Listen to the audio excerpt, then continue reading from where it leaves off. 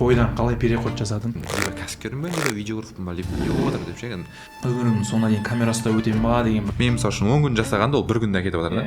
То есть сыныптас ол жаңағы блогерлардың жүрген идеясы. Универ кезінде араласатынбыз, оларға кішігірім видео түсіріп беретін. Оларды бұрыннан танитын едім. Бір сериал түсіреміз, мен тегін түсіремін оны, басқа ешкім жоқ. Сол барлық нәрсе сенің бір тойдан қалған дүниеңе түсірілді. 1-2 балаларда вообще 0 болды. И міне сериалға просто түсіп бастады. Ол кезде сенде получается опыт бар, видео түсіру, монтаждау.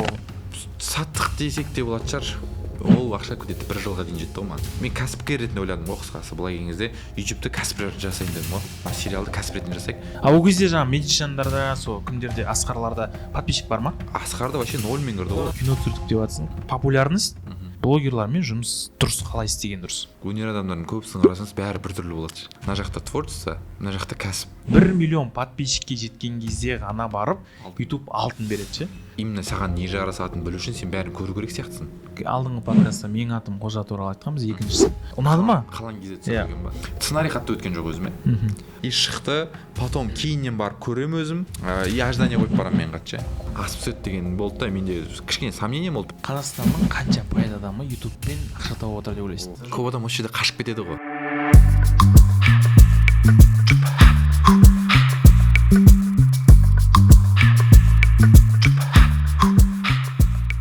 Баршаңызға сәлем достар, сіздермен бірге Бағдәулет Абжатов, және бұл біздің Бай Қазақ подкастының 3-ші шығарылымы, және бізде де бүгін жұлдызды қонақ десек болады. Сіздерге белгілі, өздеріңіз бір жақсы көріп жүрген Сыныптас атты сериалының бас продюсері, сол жерде жас болса да бас болып жүрген менің бұрыннан бері таныс бауырым Атқам Сайдуллаев. Атқам, ассалаумағалейкум. Уағалейкум ассалам.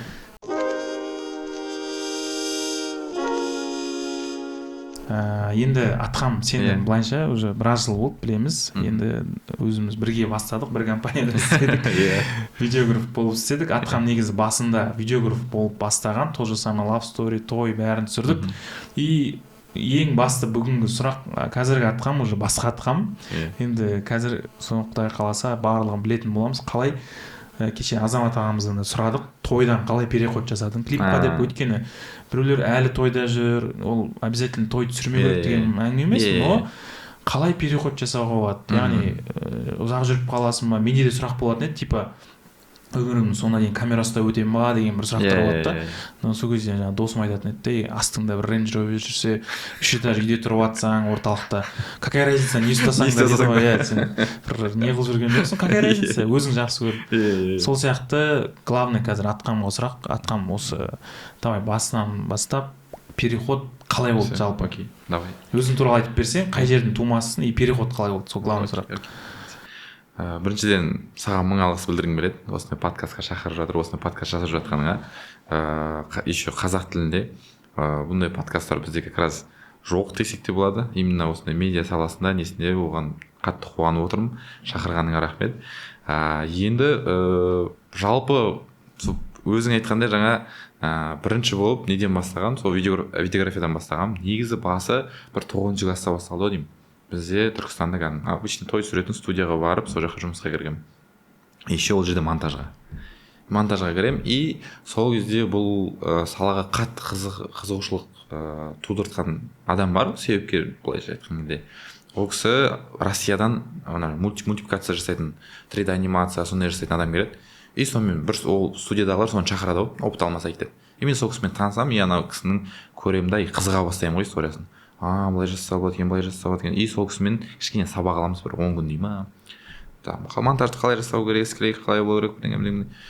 И содан басталады, 9-шы класстан историямыз басталады. Одан кейін 11-ге универге кетеміз, одан кейін Астанаға түсемін, ол жақта да тойдың сферасында жүремін. Бері қарай Алматыға келем, одан кейін 2016-да Алматыға келем. Ең андай бір история бар. Ол кезде білмеймін, студияның атын ұмытып қалдым. Бір күшті той түсіретін студия бар. Алматыда. Аладдин Рекордс па? Білмеймін, бір сондай бір ат болатын. И сөйтем да, менің ойым Алматы, негізі Астана оқуға түскем. Бірақ мен мына жақтан грант болғаннан кейін, ана жақта мамандық жақсы болса да Алматыға ауысып алғым келеді ғой, сол үшін ғана ше. Алматыға ауысып алам и барам. Общагада тұрамын ол кезде. Барам и сол студияға кірмекші, жұмысқа кірмекші болып барам. Барам и почему-то алмайды ғой ол кісілер. Білмеймін. Білмеймін, ол себебі жоқ. Просто алмайды. либо өздері ол кезде кішкене жабылып жатты ма бірдеңе болып жатты ма, короче жұмыс қалмайды, и все. Сол сәтте есімде, короче, қайтарда аналар мен жұмыс қалмайды деп, мен жас балам ғой, жылап айтамын ғой. Жол 17-дем, 18-ге толмадым әлі походу. Иә, 17-дем. И сол Абая, примерно Розбакиевадан жоғары бір Брусиловский ма, сол көше бар, сол жақта екен оның офис. Мынау Төле би Байтұрсыновға дейін жылап айтамын ғой, почему қатты өксіп жылаймын ғой анадан ше. Жылап қайтамын да студияға алмады. Не істерін білмеймін. Одан кейін аламын да там Google-а неде кітап сатып тұратын ғой аташкалар. Сөйтіп барады да аташ кітап алсай балам дейді. Мен жұмыс жоқ, дым жоқ, универдесін уақыт деген жетеді ол кезде. Жарайды ата алайын деймін. И бір кітап береді там. Дейл Карнегидің кітабы береді. И соны аламын да оқи бастаймын тупо. Кітапты оқып бастаймын. И одан кейін ана жерде көреді. Оказывается, мен жұмысқа келген кезде өзімді дұрыс таныстырмағам, қалай болған, не болған, не істейді. Мен оның басында түсінбедім ғой. Ана кітапты оқып түсінемін. Сөйтемін да басқа студияға барам. Енді көрейікші деп ше, жұмыс жасаймын. Жұмыс жасаймын. Басқа студияға барам, и одан кейін ол жақта қабылдайды. Алам, и сөйтіп сфераға кіріп кетемін. Сферада тойда жүрем. Love Story түсіреміз, той түсіреміз, корпоратив түсіреміз, бөлек шығып түсіреміз, бәрін көреміз. Одан кейін 2019 жылы параллельно сол видеомен бірге мен кәсіппен айналысып жүрдім еще. Кәсіптер, алғашқы кәсіптер ол Қытайға бардым. Сол 18-ге толдым. Қытайға барып, ол кезде ана гидроскутер дегендер болатын еді. Иә. Сол гидроскутерларды алып келіп, ол кісімен сататын. Иә, видео андай болды ғой, мен үшін видео ол жан рахат үшін жасайтын же.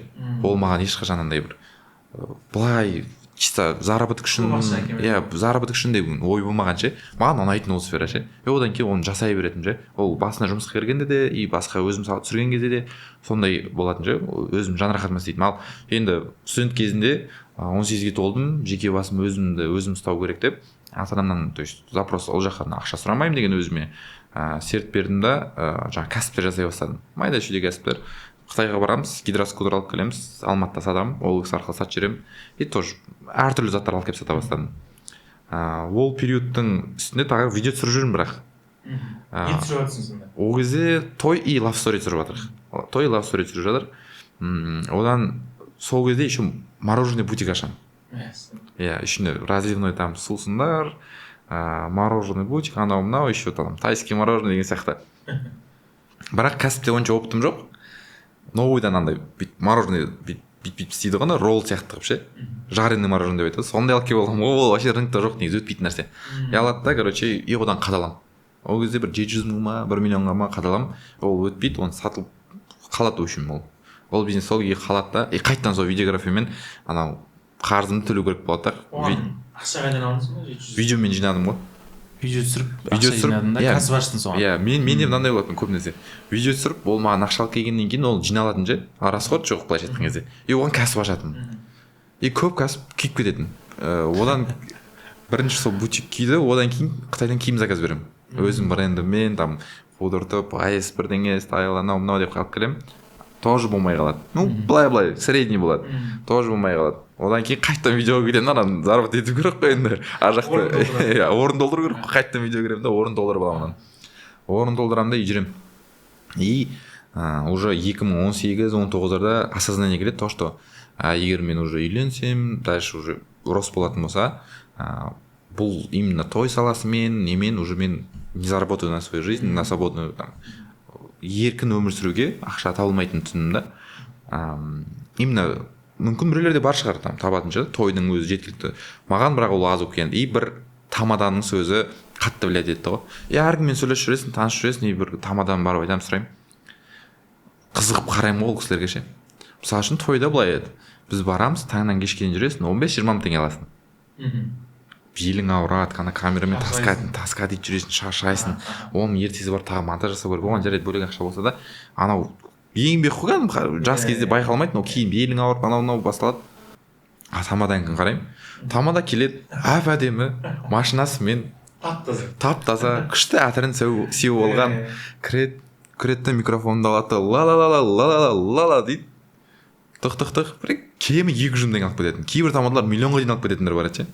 То есть сенің бір күндік еңбегіңде 10 есе көп ақша. Иә, менің бір күндік еңбегімді, мен мысалы үшін 10 күн жасағанда ол бір күнде әкетіп жатыр да. түсінбеймін. Мен вроде оған қарағанда көп жұмыс жасап жатқан сияқтымын, бірақ терлеп кәдімгі тепшіп ше. Ол кісі вообще телеп жатқан жоқ. И ойлаймын, мен бірдеңе дұрыс емес жасап жатырмын. И барып сұраймын ғой. Дәл осы әңгіме айтып беремін оған, осылай мен осылай жасадым, сен осылай. Неге сен көп алып жатсың? Неге мен аз алып жатырмын деймін ғой. И оның жаңағы орыс тілді тамадайды, айтады. Ты, брат, находится не в том месте, не с теми людьми дейді да. И мен түсінбеймін. Ладно, окей деймін, кетемін, жасап жүремін, ойлана бастаймын ғой. Почему ол бұл жерде емес, значит өзгерту керек па деймін да. И 2019 бір осознание келеді. Все, мен уже егер мен бұл осы тойда жүре берсем қалып кететін сияқтымын деймін ғой. Болды уже мен видео түсіремін. Менікі емес дейсің. Иә, менікі емес ол тойда түсірсем сол планкада қалып кетемін. И бір күнде айтамын, болды түсірмеймін деймін, мен болды ары қарай түсірмеймін. Той түсірмеймін деген өзіме не қоямын да. Заказ келсе де келмейді. Одан кейін қандай болады ғой? Әдейі келетіндер жақсы заказдар келеді. Күшті заказдар келе бастайды. Иә, күшті заказдар келсе ойланып қаласың ол кезде. Мүмкін бір рет бекер шығып қойсам ничего страшного деп ше. Но ладно деймін да, оны енді сөз бердім, маған өсу керек деймін да, жасамаймын. Мен параллельно сол бизнестер жасап жүремін. Кәсіп болғанда там алқа дүкен деген интернет-магазин ашамын. Интернет-магазинде ювелиркалар сататынбыз. Сайт арқылы. Инстаграм арқылы. Инстаграм сайтсыз Инстаграм арқылы. Сол жылдары бизнес болысы болады енді БМ. Соларды оқимын. Одан кейін келіп смартпойнтта өте көп тренингтер болатын. Мен бүкіліне қатыса беретінмін же, барып алып. Просто кіріп отыратын, ол кезде Виталий Буржан светофор үйрететін, мынаны үйрететін. 19-да вроде. Иә, 19-дарға сол жылдар барамды бәрін оқи беремін. Қараймын, уже түсіндім, маған білім керек, чтобы өсу үшін. Білім қай жерден тез аламын деп, бұл смартпойнт, ол жерде өте көп тренингтер болды ол жылдар, прям смартпойнтқа One Love, алғысым шексіз, и Меломанға бар кітап оқимын, смартпойнтқа барып, жаңа нені екеуі де тегін кісті. Ана бесплатный мастер-класстар болады ғой, сол кезде шақырады ғой. Иә, мотивацияны ауырып беріп жібереді, ертесі күні күшті болып жүретін же.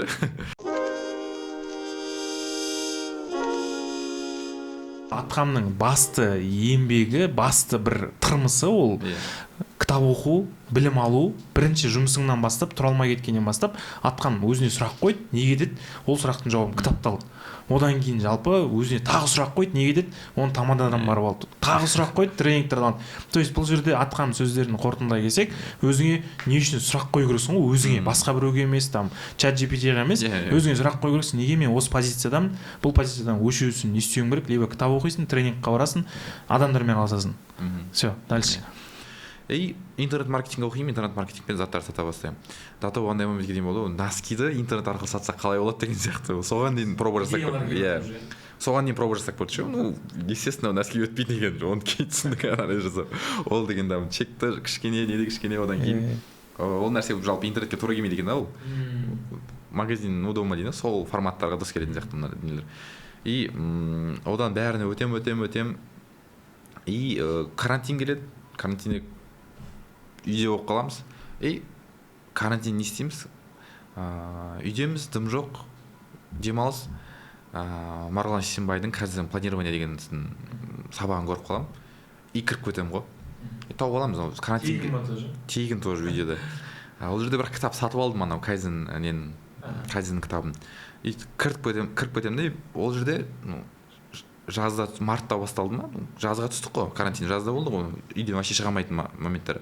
Апрель, май, сол июнь, июль жаздарда болды ғой. И кіремді бір бөлме, мына жақта там Түркістанда, өзім негізі Түркістан тумасын. Түркістанда бізде екеуі, мына жақта үлкен, мына жақта времянка деп не істейді, бірінші жап салынған. Мен сол жаққа қарай шығып аламын. Түркістандасың? Карантин кезінде Түркістанға шығып кетемін.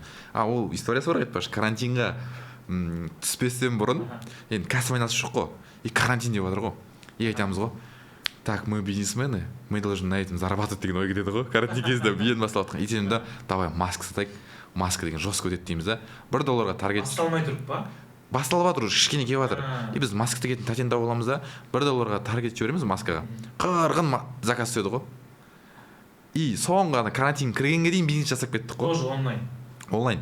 Таргет жібереміз $1. Клиенттер звондайды. Маска деген прям біз еще тік ше былайша. Швейный цех болды досымның. Ананы тігеді. Біз таргет жіберем $1. ана таргеттің құны білмеймін 0,001 болып отыр ғой ана жерде. Өйткені маска бәріне керек. Маска дефицит. А бізде тігілген маска бар. Өйткені біз ол жерде бір квартира тұратынбыз, 4 баламыз. 4 бала бір-бірімізге төртеуміз де кәсіппен айналысамыз. И бір-бірімізбен гонка жасайтынбыз ғой. Мен мына ай мына осынша таптым, мынанша жасадым деп. И сол біз не жасайтынбыз. Артефакт жасайтынбыз. Мен осы ай миллион табу керекпін. Миллион тапсам, осындай дүниелер жасалады. Егер мен миллион таппасам, осындай болмайды деп. И артефакт жасап алатынбыз да, әр артефакты бір-бірімізден жарас жұмыс жасайтынбыз. Біз оқи бастаймын БМда, жаңа БМда оқимын дедім ғой. Сол оқып жасаған кезде сайт жасай бастаймын да, и сол сайтқа қалай адамдарды алып келу керек не істеймін да, и товар жасай бастаймыз. Товар алып келе бастаймын, жай ақырын. Товар алып келе бастаған кезде қасымдағылар көреді. Что не істеп жатсың дейді. Осындай тема бар екен. Давай бізде көрейік дейді. И давай деймін, көрейік, давай.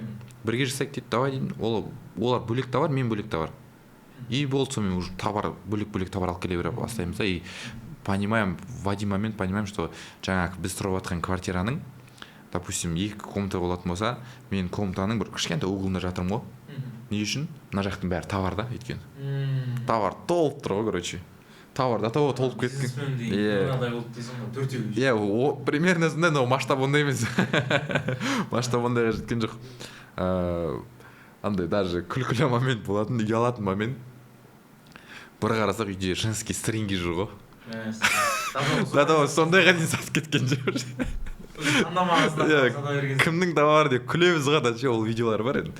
Ол жерде сонда қай площадка тоже Инстаграм? Иә, біз, то есть оқитынбыз. Ол кезде андай болатын, бір тоже американский кітапты оқып қалам. И ол жерде смысл айтады да. Сен мұны бірдеңе оқыдың, оның жасатын результатын көру керексің дейді да. Оқыдың, жасамадың, ол ұмытылып кетеді дейді да. И біз соны түсініп аламыз, айтамыз. Мынаны оқимын, жасап көремін сразу дейміз да, на практике. Ананы оқимыз, на практике сразу жасаймыз, и ол сразу выход бере бастайды. Мен үйде өзім түсіре аламын видео, контент жасай аламын. Өйткені оған қанша жыл той түсірдім, видео түсіремін, видео менің көмектесіп жатыр. И контент жасай аламын, адамдарға доверие тудырта аламын да. Еще оған дейін қанша біз мероприятие түсірдік, бүкіл таныстар көбейді ол сферада. Именно медиада жаңағы видеосъемка бойынша. И раскачать ету любой бизнесте жеңіл болды да бізге басқаларға қараған кезде. Өйткені біз өзіміз видео түсіре саламыз, камерам бар, бәрі дүнием бар. Өзің видео түсіресің, өзің контент жасайсың, жібере бересің. И расход жоқ. Бәрін өзің істейсің. Товарды алдырбасаң болды ғой. Товар кезек болды. И оборотта ақша болса болды ғой. Ол кезде вообще қалған проблема жоқ. Оған дейін келу керек сияқты. Бұған дейін сенің ана алдыңғы қанша факаптарың барлығы көмектескен сияқты ғой. И плюс айтып өтетін зат, бұл жерде атқамға көмектескен орта. То есть бірге балдармен оқып, бірге жатып, то есть ана қасындағы бала мысалы үлкен қаржыда эвел алып жатса, сен маска алып жатуыңа ол да бір не болған шығар. Өйткені менің өзім бірінші рет бір кішігірім инвестиция жасап алған кезде қорыққанмын қатты. Сол кезде орта көмектеседі да, қасындағы адам айтады, ол нормально дейді.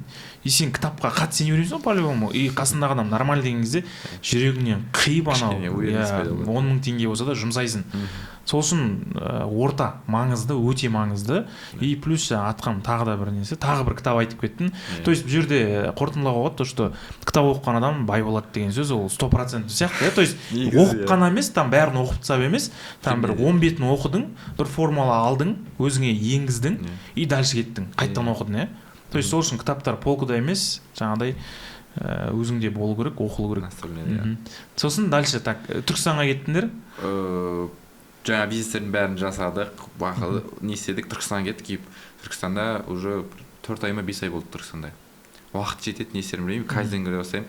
И айтамын да, мен кішкене ақша табуды үйрендім. Кішкене көп емес, кішкене ақша табуды үйрендім. Қолымда осындай қабілеттерім бар. И енді мен өзімнің немді кадавари дейді ғой. Жаңа қандай несін дейсің, и кайдзен табу керек деймін да, жаңа схемалар бар, өзің сызатын же. И соны сызамын да, үлкен осындай стена болатын болса, сол стенаға әрқайсысына стикер жасаймын ғой. Армандарымды, и оның воронкасы бар еще өткізетін, тазалайтын. Мынаны ел айтып жатыр, мынаны мен қалап жатырмын. Мынау не деп өзің воронкасы бар. То есть мынау біреулер айтылған, ол ел айтылғаннан кейін жасап жатқан дүние, алып жатқан дүние, болмаса сатып жатқан дүние. Мынаны өзім конкретно қалап тұрмын, мынау менің қалауым. Мынау уже керек деген сияқты дүниелер болады. Солардан бәрін өткізіп, уже жаңағы толық полный өзімді іздеген кезде енді айтады ғой адамдар век учись век живи век живи век оны учись. получается жаңағы кайзен деген ана үлкен кітап бар ғой сол жерден оқып алған нәрсеңді генерить етеді. кайзенді оқыдым и Марғұланның жаңағы тегін видеолары бар ғой соның бәрін қараймын ғой бәрін қараймын да и содан уже не жасаймын ғой өзімді іздей бастаймын ғой өйткені кейбір шатаспен мен либо кәсіпкермін ба либо видеографпын ба либо не болып жатыр деп ше өйтіп мына жақта тағы бірдеңелер жасап көріп жатырмын бәрін жасап көріп жатқаннан кейін түсінбей қаласың да өзіңді бір кішкене жоғалтып алғандай сезім болды да анадан кейін кішкене өзім жиналдым келеміз и түсінемін менің мынау кішкене өнерге деген қызығушылығым ол мен жан дүниеме жақсы көріп хобби ретінде қолдандым оны и ол маған ақша алып келіп тұрса оны неге тоқтатпау керек деген ниет болды да либо оны дұрыс жолдан қолдану керек ал кәсіптегі жасап жатқан дүнием ол маған тоже ұнайды деп ойладым енді осы жердегі не бар аламыз да келеміз Алматыға өйтіп жетіп аламыз ол кезде әлі нелер ашылмады до конца жетіп аламыз да қайтадан ойлаймыз интернет пока жұмыс жасап тұр интернеттен береміз дейміз да и там заттар алып келіп тағы сатып бастаймыз тағы кәсіп бастаймыз тық кәсіппен айналыса бастаймын и бір матрасындай не ашамыз матрас сататын компания территориясына деген кстати ол компания әлі күнге дейін бар иә партнерім қалды сол жерде 2 адам болып ашамыз жаңа ары қарай айтпай тұрып жаңа карта желаниеда болған нәрселер қазір уже болып жатыр ма сол кезде 2020-да карта желаниеға жаздың ғой қазір бар ма ол нәрселер үй деген сияқты көлік деген мен ана нені ашамын ғой вот недавно әйелім екеуміз менің бұрынғы мен бүкіл нәрсені жазамын да и оны сақтаймын ше мен и әлі күнге дейін ана парақта 2016-дан бері жазылған дүниелерім бар да даже чектарға дейін сақтаймын ғой андай самолетта ұшсам сол чегімді сақтап қоямын ше білмеймін ұнайды сондай маған жинағанша и әлі мемлекеттен медаль анау мынау и сондай нәрсенің бәрі жазылған и бір күні әйелім мен үй жинастырып қарап ашамыз ашып қаламын 2019 деп тұр и мен жылдық годовой планым тұр да 2019 оның жарайды ол кезде кішкене не болған шығар 30-40% орындалған ше ал бірақ қазір қараймын 2019-дағы 100% орындалып тұр да жазылған дүниелердің барлығы желание уже реальностьқа айналды яғни реальный нәрсе и 2020-ны ашамын 2020-да сондай да 2020 5 жылда емес қой осы жыл 25 жыл қарап отырмын қараймын бүкілі бар да мен ол жерде не жаздым осындай жерлерге баруым керек осындай не істеймін осындай там материальный осындай духовный осындай соның бәрі бар и жай 21-ді ашып қараймын тоже бар да сөйтіп ойлаймын мынау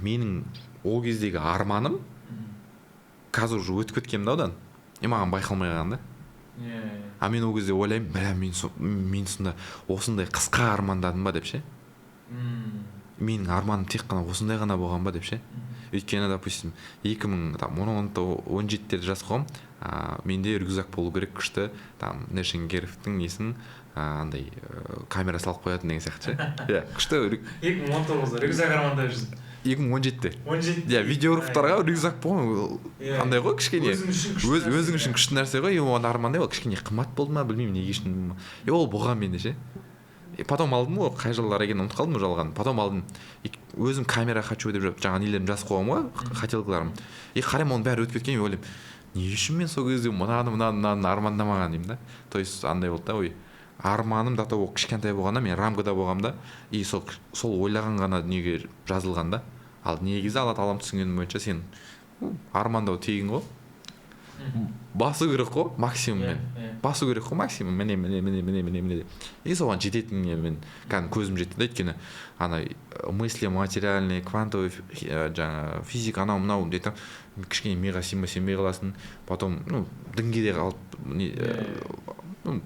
бір алланы біледі ал сеніммен ниетпен тапсырсаң ол болады екен да и оған сене бастадым ғой мен ананың ішіне кіріп сендім да такой мынау жұмыс істейді екен ғой деп ол жылда жазған болды и одан бері қарай уже жаңа матрастан жасаймыз офис ашамыз Алматыға келіп тық өсе бастаймыз бірінші ай нереально 18 миллион оборотқа шығып кетеміз күшті карантин кезінде карантиннен шығып жатыр уже 20-шы ол кезде уже менде навык бар сайт жасай аламын видео түсіре аламын жаңағы оған дейін навыктар бүйтіп жинадық қой бизнестің не екенін структурасын білемін CRM система деген не екенін білемін и бәрін аламыз CRM системаға қосып там нені жасап таргет бөліп жіберіп отырамыз там контекстный реклама деген болатын Қазақстанда ол кезде контекстный реклама өте аз болатын, ана Гуглдан шығатын реклама бар емес па? Аха, сол поисковиктен іздеген кезде шығатын. Ондай аз болатын, біз соған жасап сол жерден сататынбыз. Сатып жүрем. И сол жылдары менде андай болатын. По-любому творчество хочется. Анау операционка кіріп кетесің ғой, операционка есіп тастайды бизнесте ше. Миың ашық болады. Мен бұл өнерде бірдеңе түсіргім келеді. Ал біз сол кезде мынау кімдермен, блогерлермен, қазіргі таңда жаңа блогерлермен универ кезінде араласатынбыз, оларға кішігірім видео түсіріп беретінмін. Оларды бұрыннан танитын едім. Бұрыннан танитын. Оларға айтып жүретін, жігіттер сериал түсірейік та. Просто көрейікші, бір сериал түсіреміз. Ертең кетіп баратын Түркістанға деген. Ол сериалдың өзі бір история әңгіме. Түсіреміз, ол шықпайды, короче, қысқасы. Ол сериал шықпайды. Неге? Монтаж болмайды. Монтаж жасалмаған. Полный түсіріліп қойған, просто монтаж жоқ. Неге? Кадр болмады, адам болмады ма? Иә, адам болмады. Мен жасағым келіп отырам, ниеттенем, уақыт жоқ, кетіп қалам, уже монтаж қалып кетеді. Өйткені кәсіп жасап жатырмын өзім. Ол сериал түседі, қалып кетеді. Ол уже переход кетеміз осы жерден ақырын. Айтады, жігіттер уже ол кезде кішкене команда болып жиналып жатады, балдар, бір-екі блогерлер, олар как раз карантин кезінде видеолар аты бастап, кішкене бір 10 мың, 20 мың подписчик жинай бастады. Ары кетсе бір 70 мың, 100 мың шығар потолок. Сондай подписчик жинай бастайды, команда болып жиналады. Мен всегда айтып жүретін, давай сериал түсірейік деп. И оларда идея бар екен сериалға. Осындай сериал бар, давай түсірейік. Анау сыныптас деген как раз содан басталған. То есть сыныптас ол жаңа блогерлардың бір жүрген идеясы, өздерінің бір миыларында қорытып жүрген идея. Ол кезде сенде получается опыт бар, толықтай видео түсіру, монтаждау, бәрін жинау. И сол арқылы уже екі тандем қосылдыңдар, содан басталды. Олар келеді, видео түсіріп бер дейді. Мен тегін түсіремін. Бірінші сериясын бір жалғыз өзім түсіремін. То есть камера, звук, петличка бүкілі жалғыз өзім болды, басқа ешкім жоқ. Жалғыз барам, Ронинмен, камерамен барам, түсірем. Звук қандай болатын ғой? Өзде Асқардың iPhone 6 болатын ол кезде. iPhone 6 ғой, петличка қып тағамыз да. Бірге тағамыз, қасындағы адам болатын болса, екеуі кадрда болатын болса, ол жақындап сөйлейді ғой бүйтіп ше. Чтобы алыстап кетпесін деп ше, звук деп. И бүкіл бірінші серия сөйтіп түсіріледі. Бір серияны 3 күн ба 4 күн түсіреміз ғой. Қиын ғой өйткені, допустим, анау 4 адам сөйлеп жатса, бірақ петличка бізде. Ана екеуіне біреу қоясың, ана екеуіне біреу қоясың. Ана бір-біріне жақын сөйлейді. Байқасаңыз, қазір сериалдың бәріне беріп бүйтіп сөйлейді. Петличкаға жақындап жатыр екен ол. Ол бүйтіп қалғандықтан емес, ол петличкаға жақындап жатыр. Ал бумды просто шабыраға, сол петличканы шабыраға жасап қойып, үстінен түсіріп тұратынбыз. То есть сол жерде андай болды ғой, максимально выжит болды ғой. Келдік бір жоқтан бар жасадық. Кәсіп жасап жатырмын, кішігірім ақшам бар. Бірақ бұл жаққа мен құймағым. Бұл жерде чисто ол атпайды, ол вообще ой жоқ қой. Чисто махаббатпен түсірдік қой. То есть ол кезде камераң бар. Сол бар. Барлық нәрсе сенің бір тойдан қалған дүниеңе түсірілді. Иә, ол кезде мен арман айттым ғой, өзім камерамды енді анау, и сол мен техника өзімен жинағам. Негізі той кезінде жинағансың. Иә, сол кезінде жинағам, и сол техникам мен қатты бір қолданбасам да, кәсіп жасап жүрсем де, ол техника менде тұратын. И мен өзім ұнайтын нәрселер түсіретінмін. Саяхаттаған кезде түсіретінмін. И сол камерамен келем, түсіреміз, бірінші выпуск түсіріп тастаймыз. И мен дальше операционкамен кете берем, жұмыс жасап жүре берем. Неге? Кәсіпте. И түсінем бір кездер уже кәсіптен кішкене выгораниялардың нелері бастала бастады. Өйткені біз команда жинап алдық, там команда бар, отдел продаж бар, отдел маркетингі бар, дизайнер бар, не бар, кішкене команда жиналғаннан кейін ответственность сезіле бастады. Жалғыз өзің емес, ал бұрынғы пахать етіп жүре беретін. Ответственность сезіле бастады, кішкене выгораниялар бастады, еще бір ортада кассовый разрывтар, сондай нелер бастады да. Но кәсіп жақсы, өте мықты. То есть біз бір айда 18 минут жасаймыз, ары қарай рейс қандай, скачоктармен сотырық. Матрас сатып отырық, скачоктармен сотырық. Екеу крупный габаритный зат, ақшасы да маржасы да жақсы болды. Сөйтіп жүреміз да, балдар келеді, бір выпуск түсіреміз, налайты салып жүреміз ғой. Ол там бір аптада ма, не помню, 3 күннің ішінде 1 миллион просмотр жинайды ғой. Ютубта бірінші выпуск. Ютубпен енді танысып жатырық. Ютубпен сол 2020 ма бұл? 2020. Карантиннен кейін. Вот енді міне Ютубпен бірінші не болып отыр. ютубта алғашқы не болғаннан кейін біз вообще монетизация деген білмегенбіз ол кезде. ютуб қызық емес өйткені платформа. Біз білмейміз монетизация, авторские права. Қазақстанда ешкімге қызық ол кезде бір видео көру үшін платформа. А ол кезде жаңағы медичандарда сол кімдерде асқарларда подписчик бар ма? Инстаграмда бар ма? Қанша примерно? 100 мыңға жетер. Асқарда вообще 0-мен кірді ғой. Оларда енді көтеріліп жатқан. Енді міне вообще оларда подписчик бұндай қазірде деймін подписчик жоқ. Бір-екі балаларда вообще 0 болды. Подписчик жоқ. Енді міне сериалға просто түсіп бастап жатыр. Біреулеріне там азаматта ғой деймін ең көбі там 200 мың басында подписчик болды да. Кіріп бастады, сериал түсіреміз. Шығады 1 миллион просмотр. Сразу. Бірінші серия. Бірінші серия. Мынау 1 миллион просмотр күшті ғой дейміз. Монетизация жоқ, тым жоқ, ақша алып келмейді.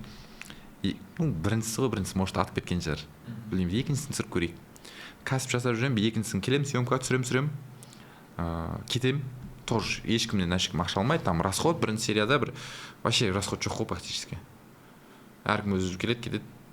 200-300 мың анамнауға расход болмаса, художник анамнауға болды кетті. И сөйтем да ол ақшаны сен шығарып жатсың? Жоқ, общий. Общий жинап жатсың? Общий. Мен шығармадым ол кезде. Сөйтеміз да мен мынаны ради хобби ретінде жан рахат үшін жасап жатырмын. Ол жерде мен табыс табу ниетімде жоқ, мына жақта табыс табып жатырмын. И ана кезде как раз сондай бір выгорание моментіне ме, бір не моментіне түсіп қаламыз кәсіпте. И жігіттерге айтады: брат, сен кәсіпте жүрсің, примерно түсінесің ғой нелерді. Давай бізге келсе дейді, продюсер болып дейді.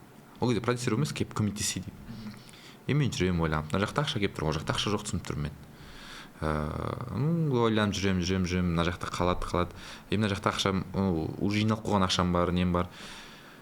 И бір моментта анау по-любому өнер өзіңнен жібермейді ғой. Түсірген несен қалған едім да, мына кәсіпте қандай кішкене уже моменттер пайда болған кезде партнеріме қалады. Мен кәсіптен кетемін. Оны дойланы саттың басында? Былай бере салдың ба? Саттық десек те болады шығар. Ол енді какой-то доход шығарып алдың? Біз доходпен кеттім ол жерден. Доходпен кеттім. Ақшам болды. Өмір сүруге ақшам болды. Ол ақша где-то 1 жылға дейін жетті ғой маған. 1 жылға жететіндей болды. Еще ол кезде мен андай өзім бұрыннан ұнататын ана финансовый грамотность не деген нәрселерді. И сол кезден бастап андай кішкене бірдеңе болса акция алып қойып, облигация алып қойып, сондай бірдеңелермен қызығып жүретінмін ше. Кішкене алып қоятынмын ше. Сол жүре берсін шарттар, кішкене болсын дивиденд болса да кішкене ақша түсіп тұрады ғой ше. И сол кезде жинап қойған ақшаларым болды. И бері қарай өтем. YouTube жаңа не уже біз ол кезде постепенно былай болады. 4-ші серия түсіріп жатқан кезде басталып, мен әлі мына бизнестен шықпадым, жүрдім. Мына жаққа кіремін, YouTube кіреді, и балдар айтады: что мы можем, ақша керек дейді да түсіруге. Даже бізге өсу керек, түсіруге ақша керек дейді. Так, деп ойланамыз, не істеймін болады екен, бәрі ақылдасамыз, жетеміз. Ойлаймын ғой, а что если YouTube-ты, мен кәсіпкермін ғой, а что если YouTube-ты кәсіп ретінде айланыстырсақ деп. Сол кезде таныса бастаймыз, оказывается YouTube-та монетизация бар екен. Жоқ, ол кейін болды, монетизация ол кезде білмедік. Ойлаймын, давай онда YouTube-ты мен кәсіпкер ретінде ойладым ғой, қысқасы былай келген кезде YouTube-ты кәсіп жасайын дедім ғой. Мына сериалды кәсіп ретінде жасайық. Давай деп баспен кірем. И не істеу керек, сериал сату керек. 3 серия түсіріп қоймыз, ол бәрі миллион жинап жатыр. Күшті, бізде просмотр бар. Іздеймін. Осындай мамандықты қайдан алса болады екен, іздеймін, таппаймын. Американецтерден көріп аламын ғой, product placement деген дүние бар. Pre-roll реклама, анау реклама деген дүние бар. И соларды мен аламын да сатам деп презентация жасап аламын. Өзіме кішігірім презентация жасаймын да, осындай сериал бар, осындай просмотрымыз бар. Егер сіз бізге ақшаңыз осындай рекламаға ақша берсеңіз, біз сізге осындай жерден реклама жасап береміз. И кетті кіре бастаймын. Қателеспесем, бір 30-40 компанияға барамын ғой. Сәлем, есімім осындай, Атқам Сәділаев, осындай компания продюсермін, жаңа ашылып отыр, осындай просмотрымыз бар, осындай неңізге сізге реклама жасай аламыз дейміз. И бәріне барып шығамын. Бәрі отказ. Forbes-тағы адамдарға дейін кіріп шығамын. Енді атын түсіністемей қойын. Forbes-тағы адамдарға дейін кірем. Сериалды көрсетем, айтамын, давай сен бізге ақша бер, біз сені реклама жасаймыз, саған выхлоп келеді жақсы. Күшті, бізде бұл Америкада жұмыс жасап жатыр, западта бар, бізде жоқ екен. Болады. Бірақ ол кезде Сәлем Social реклама сериал түсіріп жатыр, бірақ чисто государственный ақша ма, ол жақ білмеймін, ақша қайдан келетінін. Примерно государственный ақша негізінде. аларға айтамын ешқайсысы жоқ дейді, менен уже надежда үзіледі ғой. Ойлаймын, ну қазақстанда түсінбейді екен мұны, болмайтын сияқты. Жоқ қой ешкімде. Түсінбейді. Чисто телевидениемен жұмыс істейді ол кезде адамдар.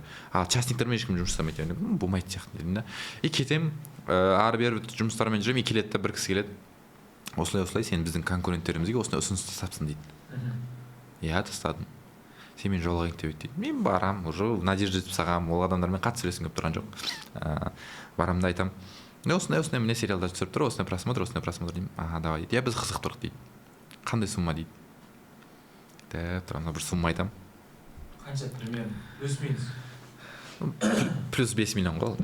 Плюс 5 миллион сумма айтамын. 5 миллионнан жоғары сумма? 5 миллионнан жоғары сумма. Бірақ 4-ақ серия түсіргенсің? 4-ақ серия түсіргенбіз. Оған бір сезон сатып отырмын мен. Получается, каждый серия миллионнан жинап шықты ғой? Иә, мен ол серияларды сатып отқан жоқпын бірақ. Сен келесісін сатып жатырмын. Келесі бір сезон сатып жатырмын. Айтамын, сериясына осыншама деп ше. Тұрады да, давай дейді ол. Түсінбеймін. Давай десе.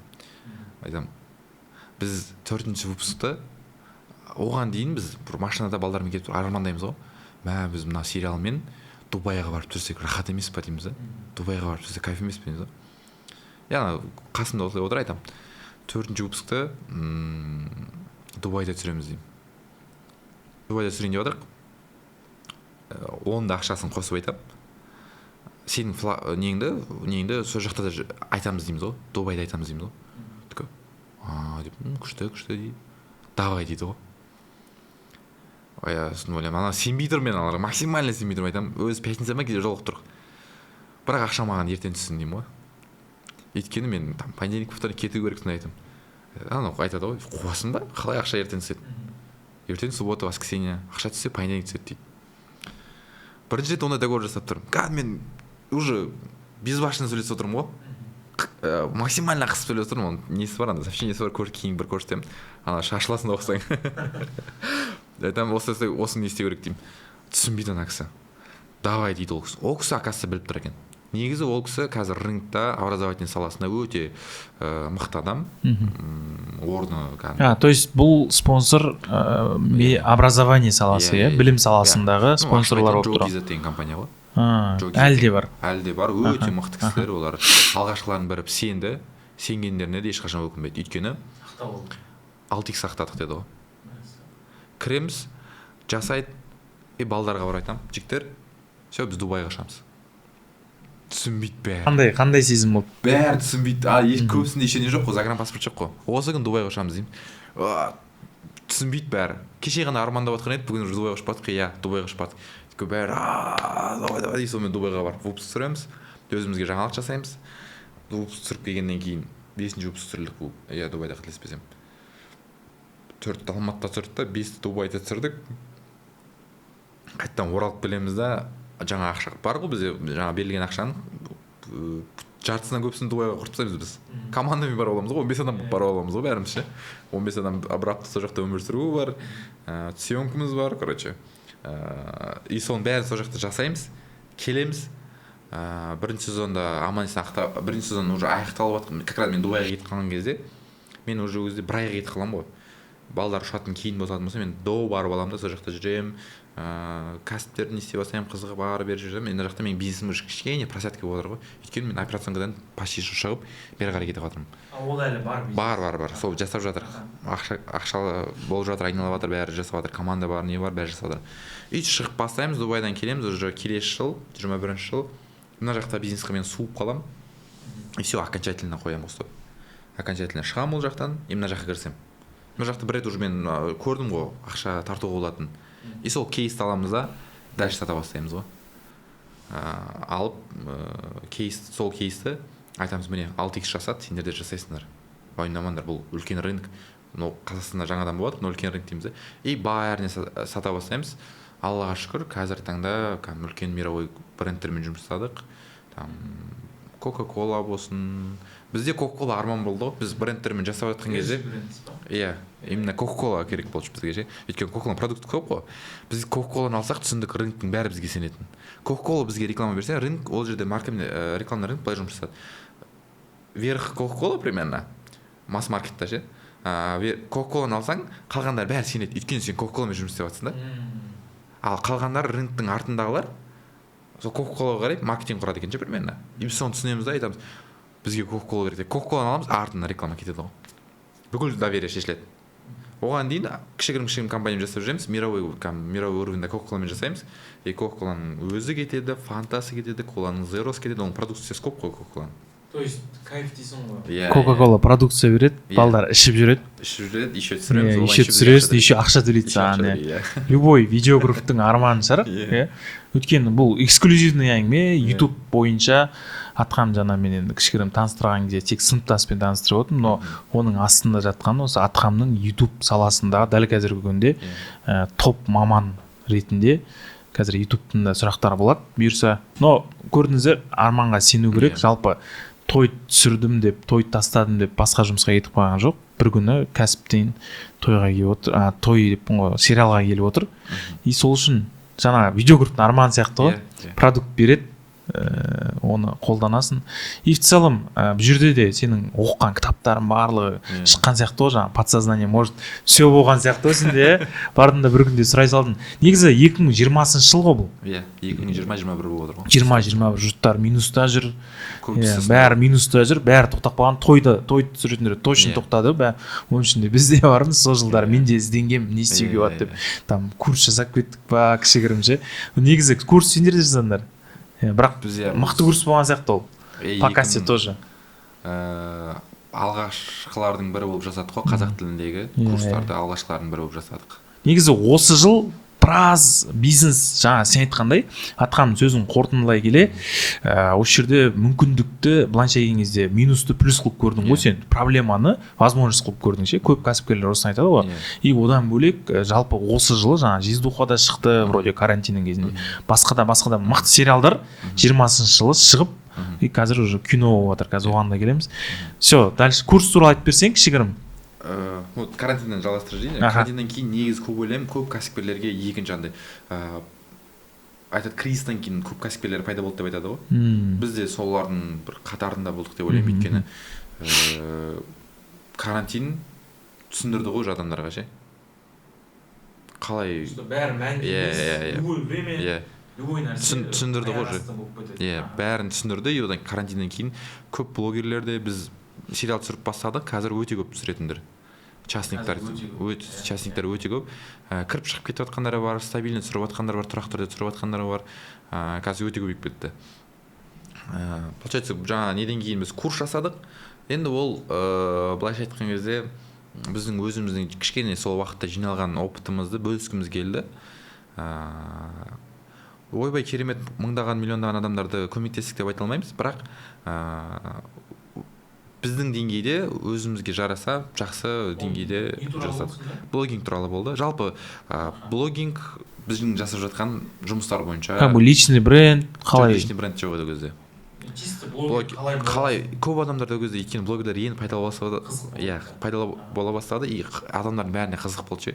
Блогер болғым келеді деген адам өте көп болды ше. Біз ойладық, спрос болып тұрса біз берейік, өйткені кішігірім бір опытымыз бар, ол кезде көбіне подписчик жинала бастады, сериалдар атып тұр, андай сыныптас пик болады ғой моменті, трендке андай негізі 3 видеодан артық трендке шықпайды. Біздің уже 4-ші видео шығып жатыр ше. Ол трендке кірмейді, астына кетіп қойып отыр, өйткені 3 видеомыз трендте тұр ше. Сондай моменттер отыр да. Трендті тек қана мысалы үшін біз тұрық, екінші видеом шығады, екінші шыға бастайды ғой, екінші видеомыз трендте тұра бастайды. Прям пик болып жатады, ондай трендтен тренд болып. Ол кезде монетизация қостың ба? Монетизация бізде 7-ші сериядан басталды ғой. Оған дейін монетизация деген дым білмегенбіз. Кетті босқа. 6 миллион. Каждый серия миллионна жинаса. Примерно есептеген кезде біз қазір кейін бір есептеген ма, есептеген кезде бір 13-14 миллион теңге жоғалтып алғанбыз ғой. Өйткені қазір бірінші серияның өзі қателеспесем 13 миллион просмотр жинап тұр ғой. Егер қазірге дейін тұрса ол ақша әкеліп отырар еді. Ойласаңшы, бір серияның өзі 13 миллион. Ал 13 миллион просмотр. Ал жерде 7 серия кемінде ең төмен жинаған 5 миллион ғой. Ана жерде 13 миллион мен 5 миллионның артасында просмотрлар жинаған. Суммарно бір 30-40 миллион просмотрдан көп болды ғой. Қазір таңда сондай болып тұр. Соның барлығы слив болды ақша. Өйткені білім жоқ. Сол кезде YouTube туралы. YouTube бойынша білім жоқ, YouTube не екенін білмейміз. YouTube'қа қалай кіру екенін білмейміз, вообще нолмыз ғой. Жалпы ол кезде білім дейтін алатындар да жер болмаған шығар ондай. Қазір мысалы курс десең курста бар, неде бар, но ол кезде даже ютубтың өзін просто көруге қолданатын едік қой. Мысалға ютубтың өзі дамып жатыр қазір, премиум қосып қойған, там рекламаны азайтқан деген сияқты. Сол үшін қазір мощный болады бұйырса, қазір ютуб туралы қозғаймыз. Сөйтіп получается жаңа ютубтың несі болды, ютубты көрістік, жасадық, потом бізден кейін жаңа сериал түсіріп жатқандар ақырын сұрай бастады менен, қалай жасап жатсыңдар, бізге де айтыңдаршы, бізде қосылып алайық, там монетизация болсын, трендке қалай шығу керек, партнерка қалай қосу керек, оның да ішкі кухнялары бар екен. Оларды сұрай бастадық, оларды көрсете бастадық, и ақырын жылжи бастадық қой. Сериалдар түсіре бастадық, бірнеше сериал түсіре бастадық. Уже сыныптастан кейін тағы бір сериал келді. Қазіргі таңда сыныптастан кейін бір 6-7 сериал басқа направление бойынша. И сыныптастың 4 сезонын түсіріп жатық қой. Комната деген. Комната 2-9, не план, жол, директор, Мағрипға, тағы қандай сериалдар болды. Тағы ұмытып 1-2 сериал бар. Оның почти 95% миллионнан жинап аты. Бір сериал. Андай сериал жоқ, который салынды. Там бір 10 мыңнан тұрып қалды деген сериал жоқ. Аллаға шүкір, қазір бәрі мыңдаған, миллиондаған жиналды. Бір ғана сериалымыз мыңдаған болып қалды. Аллаға шүкір, қалғандарымыз бәрі миллионнан асып жатыр ғой. То есть атқамда айтып кетейін, бүгін әкелген жоқ, мен өзім айтып алғымды кетіппін. Атқамды мен как, получается енді атқам бізде 7 қырлы, 1 сырлы болып тұр ғой, как мына жағынан көріп жатырмын. Негізі атқамда қазір 2 золотой, бір золотой, күміс бар еще, то есть 2 YouTube канал. Бір ютубтан негізі ол күміспен бір ютубтан келген, но алдағы уақытта Құдай қаласа уже бір 2-3 тағы күміс келеді. Негізі 2 канал бар емес па? То есть біреу миллионға жетті. То есть түсінулеріңіз бойынша, то есть 1 миллион подписчикке просмотрға емес, 1 миллион подписчикке жеткен кезде ғана барып YouTube алтын береді. Яғни Қазақстанда өзі 20 миллион адам бар да, соның ішінде 1 миллион просмотрға емес, 1 миллион подписчикқа жеткізу деген енді Аллаға шүкір өте керемет нәтиже. Поэтому в целом қазіргі таңда дальше, то есть 8 шақты сериал бар. 8 плюс-минус. 8 шақты сериал. ютубтан. Қазір подписчик где-то 2 миллионға жақына қалдық. 2 миллион деп қоямын, өтірік айтамын. Так где-то 1 700 болдық қой. Бір каналда. Бір каналда 1 700 подписчик бар. Яғни Қазақстанның почти 10%. Почти 10%. Қазақстан емес, енді жерде басқа барша, но былай в целом Қазақстанмен масштабымен алатын болсақ, мысалға канал қазақша. Тек қана қазақша. Яғни былай қарап отырсақ, мысалға бізде Америка емес, там Америкада қанша миллиард адам бар, Қытай емес, условно. Қазақтың жалпы 10%-на контент беріп отырған міне осы жігіттер қазір Құдай қаласа бізде ютубқа ашып жатырмыз.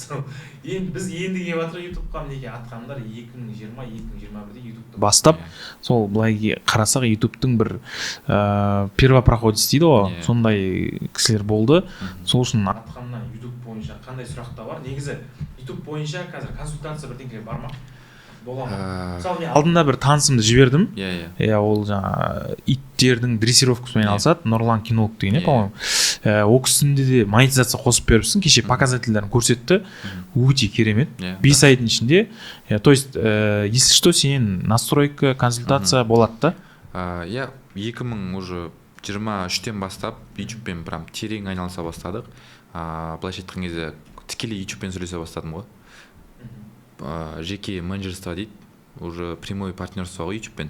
Ютубты жаңа Калифорнияда немен отырып видеозвонокпен ағылшын тілде сөйлесе бастадық. Бізде олар, то есть жеке менеджерство болумен ютубпен тікелей жұмыс жасай бастадық да.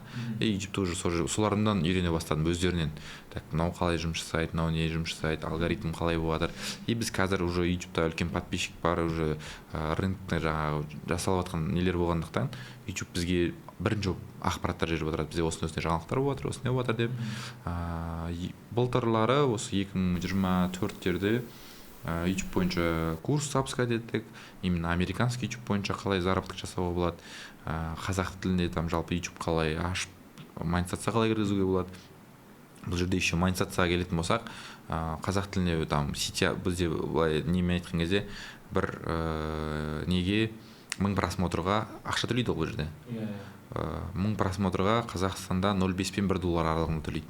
Ал егер сіздің контентіңіз ағылшын тілде болатын болса, ол жерде 6 мен $12 аралығында төлейді да. 1000 просмотрға. 1000 просмотрға. Бірақ неге байланысты? Контентке байланысты. Детский контент болатын болса $3, $2 төлеп қалуы мүмкін же. То есть контентке байланысты. И соны біз ішіне қарай кіріп, толық зерттеп, оқып, өзімде шәкірттерім қазір бар, Аллаға шүкір, 13-14 жастағы балалар жаңағыдай 100 000 подписчик болып, 100 000 подписчиктен асып күміс кнопка алып жатыр. Бір подписчигім бар, 600 ба 700 000 то есть оқырман келді, көрсеттім, үйретті. Қазір 600 000 700 000 подписчигі бар, еще табыс тауып жатыр. Шәкірттерім бар, тамақ пісіруден, неден, кеше тоже вот қазір мен курс жасап жатқан жоқпын негізінде. Жалпы курс деген нәрселерді үйретуді кішкене кейінге қалдырып, қазір фокус басқа жақта болып жатыр. Бірақ шәкірттерім жазып жатыр: аға, ассалаумағалейкум, міне 4 канал ашып қойдым, екеуі там ағылшын тілінде, екеуі қазақ тілінде, қазір міне просмотрлары болып жатыр, ақша түсіп жатыр деп көрсетіп жатыр да. Ой, молодец, қатты қуанып қаласың екен. Өзіңе обратно связь. Жемісін жеп жатыр. Ақшасын ақтап отыр. Плюс өзі қазір таңда ол баланың историясы вообще күшті. Ол кісі негізі мал бағады. Ауылда мынау тауда ма сондай жерде сет жоқ ол жерде. Сет жоқ жерде мына жақта видеосын жасап алады да, таудың қырдың үстіне шығып сет видеосын салады да, обратно малына қарай кетеді ғой. Примерно мен кеше байқағанда YouTube как пассивный доходқа жақсы екен. Негізі иә. Ол бала қазір примерно қанша тауып отыр? Примерно плюс-минус. Мен примерно емес, даже қазір көре салайын, мен недавно болған әңгіме уже. Телефоным жоқпты. Бір каналдан где-то біреуінде $300 болды. Ода неше канал сонда? 4 па 5 канал. 4-5 канал бар. 4-5 канал. Саған келгенге шейін сол болды ма, или сен ашып беруге көмектестің ба? Мен сабақта бізде 0-дан бастап қалай ашу керектен неге дейін болды ғой. Контент салғанға қалай ақшаған өзіңнің карточкаңа түсіргенге дейін көрсеттік. Ол жерде не үшін 4-5 канал аштыңдар деген? 4-5 канал не үшін аштық? Мысалға айтатын болсақ, ағылшын тілінде контент жасайтын болсаңыз, ол жерде ақша көп келеді, бізден 5-6 есе көп келеді. Сол үшін ол ағылшын тілінен де контент ашты. Бір канал ағылшынша? Иә, чисто ағылшынша жүреді. 2 канал бар сондай. Ол андай тематикасы болған оқиғалар туралы, бұрынғы кітаптарды ашып соларды оқып беріп, историялар айтып береді, в общем, қысқасы. Ағылшынша сөйлемесін да? Жоқ, оның бәрін искусственный интеллектпен жасайды. Искусственный интеллектпен жасайды. Бұл жерде уже ағылшынша бөлімге қажет жоқ дейсіз ғой? Иә, YouTube-та қазір. Сіз қалада отырсыз қазір ше? Интернетпен 100 мегабит секундына ол тауда жүріп, ағылшынша 2 каналы бар, бірақ өзі ағылшынша сөйлей алмайды. Енді про заработок примерно 5 канал, 4-5 каналдан қанша айына? Қазіргі таңда где-то бір 1000 плюс шығар. Айына. Нақтысын айта алмаймын, өйткені көрмедім да нақтысын. Көрдім, то есть 4 каналды көрдім. Ол кезде біреуінде 300 болды, біреуінде там 150 болды. Қазақ тілінде жасалған контенттерде ол жерде ең төмен сол 2 каналы болды. 2 каналдан бір 150 где-то $300 болып тұр. Ана ағылшынша алып кетіп тұр ғой онша. Ана біреу 300, ана біреу 400 сомен кіреді. Суммарно $1000 айына. Негіз былай айтқан кезде қарапайым адам егер соған фокусын қойып, өзінің назарын қойып жасайтын болса, айына $1000, $3000 аралығында табу, ол әбден мүмкін. Мүмкін емес кәдімгі. Давай минимумын алайық. 1000. Минимум, я, средний 1000, то есть. Егер күн айына там 2-3 күн жұмсап, $500 табуға да болады. Мәссаған. То есть, иә, мен атқам былтыр былтыр 2023-те бастадық қой видеоларды түсіріп. Сол кезде атқам айтатын кезде мен YouTube кішкене не алатын еді. Бірақ кеше жаңа ана кісілердің статистикасын қарап, енді ол кісілерде қатты бір жүргізіп жүрейін, просто по кайфу сала береді ше.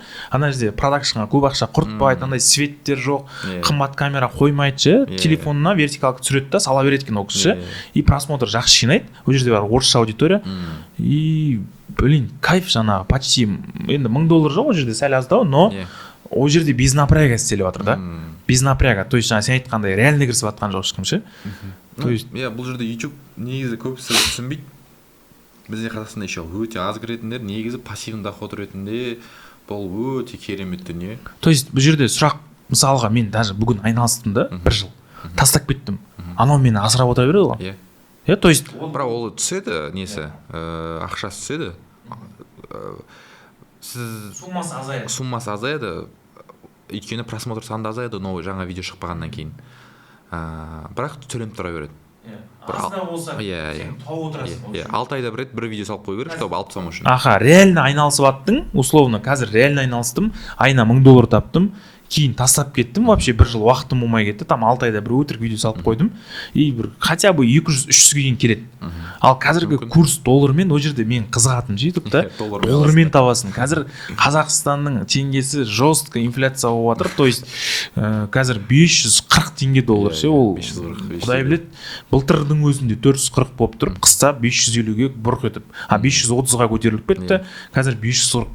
Ертең 600 болады, 700 болады. И мен, например, не үшін магазинді аштық, BQ Store'ды, планша келген кезде доллармен тоже бір соприкосновение болсын деген ниет болды да. Товар доллармен мен түсінейінші дедім да. И мен қазір білем, каждый аптаның среда күні, жаңа биржа ашылама бірдеңке болады, мен оны нақтылаған жоқпын, бірақ мен қазір доллар алам, мен среда четверг алам. Доллар реально сол күні жақсы курс болады ше. То есть по ходу долларды, бұл да бизнес қой, мысалы миг болсын, басқа болсын, бір обменниктар долларды бірден сатып алады, оптым, ол да товар, грубо говоря. Нацбанк ұстайды ғой негізі долларды. Ұстайды, но бір диапазон бар. И мысалға бүгін доллар алып қалу керек, четверг край, пятница уже ешкім сатпайды доллар. И оларда как бы ол товар мысалға тұрда қолдарында. И бірігіп бұл рынок, андай рынок екен да, бәрі бір-бірімен общий. То есть мен бүгін 540 қоям ба, конкурентім 535-ге сатып жібере алмайды ше. Сол жері кайф та, мысалы товаркада бізде демпинг деген бар ғой, ал обменниктар мықты демпинг жасамайды. Ол ұстайды ма? Жестко ұстайды. И пятница ертең ол қарасаңыздар болады, бүгін 540, ертең 541, 42. То есть ешкім саған 535-ке беріп жүрмейді. То есть мен 20 мың, 50 мың, 100 мың долларға дейін ауыстырып көрдім. Там не жоқ, андай наличка беремін қазір деген тема жоқ. Ешкім спекуляцияға көнбейді. Осыған алмасаң давай дейді. Өйткені ешкім түспейді, бәрі рынок бар. И сол үшін YouTube бұл жерде қарап отырсақ, сізге доллармен ақша табуға мүмкіндік береді. Мысалы қазір сіз Америкаға, мен мысалы 2 рет барып келдім. То есть қазір қайтта Америкаға бару үшін, ладно, Американы қойшы, мен Лондонға барғым келіп тұр да. Лондонда фунт стерлинг 700 теңге ма бір бәлесе, ол өзімен өзі өсіп жатыр ғой ше. Мысалы қарап отырсақ 1 теңге, мысалы мен айына 500 мың тапсам, даже 600 мың тапсам, какой-то мыңақ фунт стерлинг. Лондонда менің 1 ай деп айтпай-ақ та қойын, 1 апталық өміріңе жетпейтін ақша ғой. Сол үшін ақшаны тапқан кезде, условно, бір какой-то часті YouTube арқылы болса, ол доллармен болады ше. Сенің еңбегің заяға кетпейді да. Мысалы қазір біз теңгелеп тауып жатыр, бір күні теңге доллар 1000-2000-ға шығып кетсе, сенің 1 айда тапқан ақшаң 0 болып қалмаса да минусқа кетесің ғой, короче. Сол үшін бұл жерде жарнама емес, ол по факт жаны ашығын айтып отыр.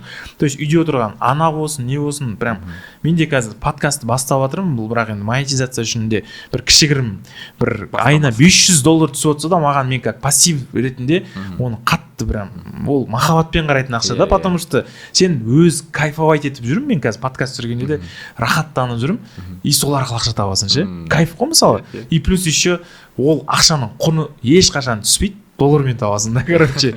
Сол үшін давай осы жерде енді ютубтың темасына өтейік. Планша өттік қой енді былай, келдік, бүкіл Атқамның өмірбаянын естідік. В целом ең басты сұрақ, ұзақ болғанда Атқам жалпы қай жылғысың? 98. 98 жыл, жас болса да бас болып отыр, 30-ға келген жоқ әлі. Аллаға шүкір, соның арқасында, кітаптардың арқасында, білімнің арқасында 2020-дағы карта желаниясы осы күнде уже 5 жылда реальностьқа айналып отыр. Сол үшін бұл подкастында мәні солай, чтобы хочется бізді көрген жалпы қазаққа негізі Алла тағала мен ойымша бақытты да байлықты да берген. Просто кішігірім бір қаржылық сауаттылық жетіспейтін сияқты бізге. Жаңағыдай, мысалы сен тойдан ақша таптың да, бір кішкентай болса да акция алдың, кәсіпке салдың да, и мен қазір көп той түсіретін балдарды білемін, айына 500, айына емес, бір тойдан миллион табатын балдар бар. Но то же самое ипотекада үй, там бірдеңке, ну ол ненің арқасы қаржылық сауаттылық кішкене, то есть сәл не жоқ ше, мысалы. И сол үшін хочется, чтобы каждый қазақ бай болсын. Сол үшін подкасттың аты бай қазақ. Хочется бәріміз бай болсақ кайф сияқты. Бәрі бай болса рахат қой. То есть не обязательно біреуге жұмыс істей берсін, но мысалы біреу там долларовый миллионер, біреу там тенговый миллиардер там деген сияқты бір какой-то диапазон болса. Енді осы жерде ютубтың мысалы переходын главный түсіндік қой. Переход түсіндік. Тойға, то есть түсіріп жүрді да, бір күн тамададан сұрады. Осылай кетті, ары қарай кітап барлығы көмектесіп, сөйтіп блогерларға. Маған осы тақырып қызық еді, сен негізі қатты мазалайтын еді, сұрақ қалай танысып кетті бұл блогерлармен деген. То есть блогерлармен сол олардың да көтеріліп жатқан кезінде таныстыңдар, и содан бірге көтерілдіңдер. Бір отбасы ұқсап, бір семья ұқсап. Көтерілмей тұрып танитын оларды. Оларда вообще ештеңе жоқ кезінде танитынбыз. Олар андай болатын ғой, мен жаңа айттым ғой, менің жаңағы камераға деген, жалпы түсіруге деген махаббатын таныстырды десек те. Өйткені YouTube-қа да сол келіп тұр ғой. Былай қарап тұрсам, мысалы үшін ол кісілерге мен тегін түсіріп беретім же видео ше, андай КВН ойнаған кезде бірдеңе видеолар түсіріп беретім, ол мен маған ұнайтын же ол нәрсе. Сол үшін мен түсіріп беретім. Ана сериалға келген кезде де мен ұнады маған ше. Мен бұл нәрсені бір ақша табайын деген ниетпен жасамағам. Ол ұнады ол нәрсе. Одан кейін мен жасап тұрмын да ол нәрсені. Одан кейін маған YouTube ашылды ше. То есть сүйікті іс по-любому өзінікін алып шықты. Но оған дейін ол атқан мысалы тойдың бір патологын қоям деп те жүрсе болар еді, или там не қылса болар еді, но атқан бір моментте түсінді, то что тоймен патологқа жетпейді, оның ақшасы как прям жестко актив ретінде алды да, мына жақта бір пассивтарға лақтырып отырып. То есть мне таза қаржылық сауаттылық десек болады, мен атқанда осы нәрсе қатты ұнайды. И енді атқан получается бізде қазіргі уақытта YouTube-па әлде Instagram-ба тез көтеріліп кету үшін, вот биылғы жылы трендта YouTube-па, Instagram-ба тез көтерілу үшін. Тез көтерілу үшін TikTok қой негізі ше. Негізі TikTok. Өйткені ана поколениемен келетін болсақ, қазір TikTok-та мүлдем басқа поколение. Бізде уже возрастпен кетіп қалатын сияқтымыз уже. Қазір трендте жоқ, анада жоқ, кетіп қалып жатыр уже жақында. Тез көтерілу үшін легкий платформа ғой. Жеңіл платформа ғой. Мен, например, TikTok бір рет аштым, бірақ әлі кіре алмай қойдым. Сол мен сияқты адамдарға не істеу керек? Вот TikTok-қа өтіп кету үшін сен мысалы сол жерің тоже ұнайды да, бүйтіп тез ауыстырасың да. Мысалы қайсы тренд тақ ұстап отырасың. И сол жалпы любой, мысалы менің өзім, мен YouTube мысалы біраз адамға қиын ғой. Маған сол оңай сияқты болып тұр да.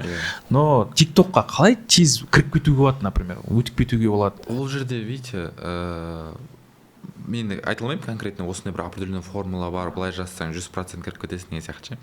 Бірақ түсінгенім бойынша тренд дейді ғой. Тренд дүниелерден бізге негізі тренд жаңа біз сериал бастаған кезде де бүйтіп анализ жасап қарайтын болсаңыз, негізі анализ жасаған қатты ұнатамын өзім. Бірдеңе бастамастан бұрын ол кейбір кезде маған кері әсерін береді, кейбір кезде жақсы әсерін береді. Өйткені қазір таңда да кәсіп жасап жатырмын. Кәсіптен бөлек тағы өнерде творчествода жұмысым жасалып жатыр. Бірақ мен кәдімгі зерттеуге 4-5 айлап жұмыс жасауым мүмкін да. И сол YouTube-қа кірген кезде, не істеген кезде, зерттеген кезде бізге бүкіл тенденцияның барлығы бұрын кішкене Россиядан жақын болғаннан сол жақтан келеді и Америкадан келеді да. Западтан келеді да, батыстан. И ойлайтын, ол жақ не қайталаса бізде бір примерно 2-3 жыл арасына салып бізге келеді ол нәрсе. Кейбір кездер қазір уже анау скоросты қатты тез болды. Бүгін Западта видео шығып жатса, ертесі күн біздегілер қайталап тастап отыр ғой ше. Уже бұрын ол аралық бір 2 жыл, 3 жылға дейін созылып кететін же, ал қазір уже қысқарды ше ол уақыт. Даже бір апта, бір күн сразу ана жаққа кетіп отыр. Именно Россиядан бірінші біз болсын. Қазір негізі қазір санкция неден кейін уже ол жақта кішкене медиа саласы қолдырап жатыр. Ал бізде наоборот мықты өсіп жатыр. Күшті өсіп жатыр.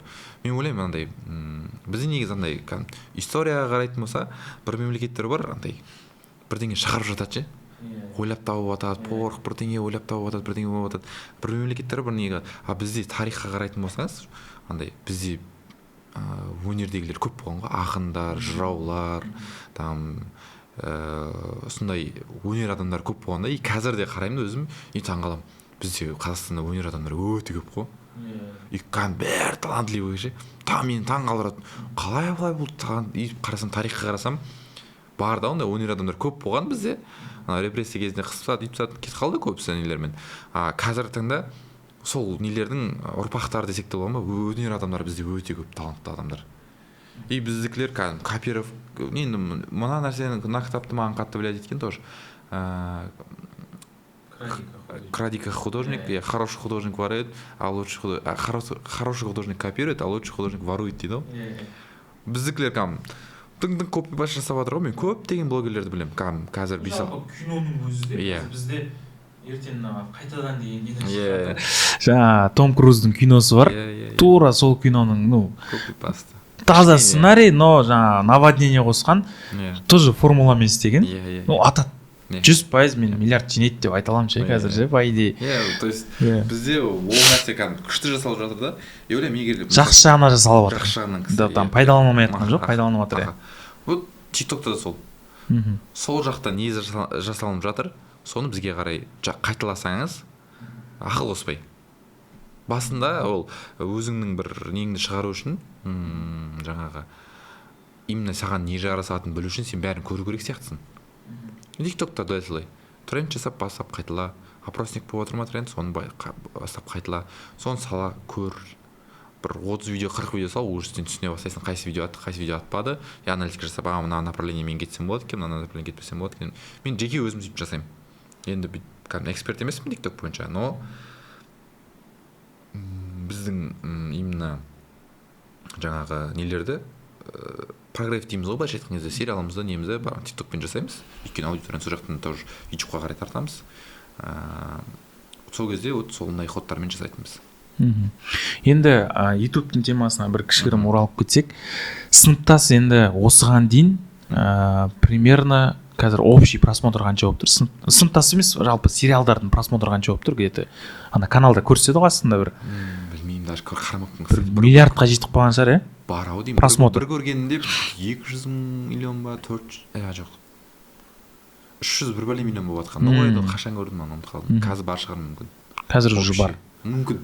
Яғни мен кеше каналдарды зерттеп шықтым, жаңа Ұлықбек Шарифтікі бар, кешегі то же самое. Неден басталды, кеше ана кісілер келді ғой. И сол ютубтың прям несін көрсетті да, ақшасын көрсетті да. Біз андай халықпыз ғой, көрмесек сенбейміз да. Мысалы атқам, мен қасымда жүр ғой неше жылдан бері, айтады, просто атқамнан сұрамаппын да, көрсетші деп. И ана кісінікін көремін да, и жестко прям мәссаған да, қосылып кетесің ғой. И менің қазір мақсат қаржылық сауаттылық болып жатқасын, бүкіл қазақстандық үйде отқан повар әйел, салат жасайтын, огородтағы, мысалы ана кісі кинолог да, и сөйтіп ақша тауып берсе болады ғой. Әр қазақ айына 300 мың теңге өлдім дегенде, то есть ол жерде түріңді көрсетудің қажеті жоқ. Бір мысалы бір салат жасайсың ба, салатты көрсетіп отырасың да, сыртынан сөйлеп отырасың, бір петличка сатып алып қойдың, бір 30 мың теңге. Все. Бикесторда бар ғой. Иә, сол бізде мысалы петличкалер бәрі бар. Условно соны алып любой қазақ 300 мың теңге, ну ладно 200 мың теңге деші. 200 мың теңге, мысалы бізде средний зарплата қанша Қазақстанда? 180 ба, 160 ба? Иә, сондай. Иә, значит, біздің қазақтар ауылда отырып жаңа бала, примері, $1000. Пассивка ол. Одан бөлек оның қаншама малының ақшасы бар, не бар? То есть в кайф жасауға болады. Сол үшін айтайын деген сұрақ главное. Мысалы осының бәрі примерно қанша жаңа пассивка әкелді, например, бір 20-30 миллион теңгелей сондай әкелді ма YouTube? Жаңа именно бүкіл сериал. Жоқ, саған деп айтпай ақ қояйық. Бүкіл компания. Жалпы компанияға, жаңа как будто интертеймент қой сендерден. Вот атқандардың компаниясы как будто интертеймент, иә. Сол компанияның общий. Плюс-минус где-то ютубтан именно ше монетизациядан. Телефонды шығып көре салуға болатын еді ше, бір ашып көре салуға болатын еді. Плюс-минус бір 50 миллионнан жоғары келген шығар. Осы жылдан бері, 20-дан бері. Осы жыл деп қоямыз, 5-ақ жыл өткен. 50 миллионнан, мен доллармен примерно 200 миллион, 200 мың доллар плюс шығар, может. 200 мың доллардан жоғары. Нақтысын вот вид мен ол. Осы жерде давай сұрақ, шешкен кезде ақшаны мысалы ютубқа түседі ғой. Оны қай жақтан? Автомат түрде карточкаға түседі ғой. Карточкаға түседі. Автомат түрде. Все, доллармен бүгінгі курспен конвертация жасайды. Ал банктың конвертациясы всегда жоғары. То есть сен всегда плюста қаласың ғой, короче. То есть атқамға 100 мың плюс доллар, атқамға демей қой, как будто интернетқа YouTube арқылы, то есть бұл еще рекламный интеграциялар айтып отқан жоқпыз. Тек монетизация арқылы $200,000. $200,000 жоғары пайда әкелді. Яғни бұл 4 жыл десек болады. 2021-ден басталды примерно. Негізі көп, иә. Плюс-минус біз айтайық, иә. Плюс-минус орташа етіп. То есть получается, бұл жерден целый команда блогерлермен бәрімен жұмыс істеп отыр. Но соған дәлел YouTube'пен қалай $200,000 плюс тапқыңыз келсе, онда, то есть жалпы $200,000 плюс 3-4 жылда тапқыңыз келсе, таза пайда. Бұл жерде расход емес, таза пайда. О, YouTube'пен смело айналыса беруге болады деген сөз. Расходник біз негізі бұл бизнесте көп түсінбейді қалай жұмыс істейтінін. Бұл жерде бұл бизнесте бізде расходтың несі рекламный контрактпен жабылады. 100% десек те болады. 100% рекламный контрактпен жазылады, плюс ішіне кішкене наценкамен қалынады. Үстіне біздің пайдамыз қалынады. Мысалы үшін бір выпускқа 3 рекламный контракт табуға болады и сидыруға болады ішіне. 3-тен артық болып кетеді. В среднем бір сериалдан 3 пен, в хорошем случае 3 пен 5 миллион аралығында таза пайда қалдыруға болады. Бізде ондай кейстер болды да, өйткені содан. Ол жарнамалық спонсорлардан. Жарнамалық спонсорлардан монетизацияны қосып қойғанда, расходты алып тастағанда. То есть, яғни бәрі енді сериал түсіріп кете алмайтын шығар. Но просто монетизация менің ойымша қазір мынау выпуск мощный болады. Потому что прям андай жаның салып жер қазудың қажеті жоқ. Ну жер қазып оны видеоға салсаң да болады да, қойшы бала деген бір нелер бар еді, мысалы сондай сияқты ән айтсаң болады, би билесең болады, там мультик, варианттар деген миллион. Мен айтатын едім, кімнің қол өнері бар, болмаса қандай бір өнері бар, соны алып видеоға салса, видео түсіріп видеоға салса, соның өзі ақша болады. И айына 500 мың теңгеден жоғары табу, бұл кәдімгі реалистично. Бірақ мына жерде көп адамдардың мынандай несі бар. YouTube'тың бір жері, YouTube'та бүгін жасадың, ертең түспейді да. Оған бір 1-2 ай шыдамдылық керек. 1-2 ай шыдамдылық жасадың, видеоларың өзі алгоритм жұмыс жасады. Менде бір айда да қосылып жатқан адамдар бар, 20 күнде де қосылып кетіп жатқан адамдар бар. Но орташа есеппен бүкіл практикамен қараған кезде 45 күн, 60 күннің ішіне көп адамдар нормальный результаттарға келіп жатады ғой. Өйткені бұл сразу болмайтын не да? Бұл жерде сразу болудың да қатты қажеттілігі жоқ. Өйткені сен қолыңдағы телефонға түсір, камераға түсір, разница жоқ. Көп адам осы жерде қашып кетеді ғой. Сен сүйікті істеп тұрып көп жерде. Пассивный доход дегенсің, сүйікті іс. Там салат жасап отырасың да, үйде отырып, соны просто көрсете бересің. Огород қазып жатсың, көрсете бересің. Мал бағып жүрсің, көрсетесің. Не істеп жатсың, в общем, басың жуған ұнаймай саған, баня салып жатсың. Үй салып жатқанда да, кстати, сол проекттер болды, сен де алдын айтып бердің ғой. Үй салуды от А до Я көрсетіп, YouTube-пен монетизацияға шығып жатқандар. То есть, сен өміріңді сүре бересің, просто соның қасына жаңағы легко и просто ғой негізі, как егер база ретінде қойып түсірдің салдың, оны кете берсең, оны просто алдың, түсірдің салдың, и қарасаң, сенде ақша түсіп тұрды айына.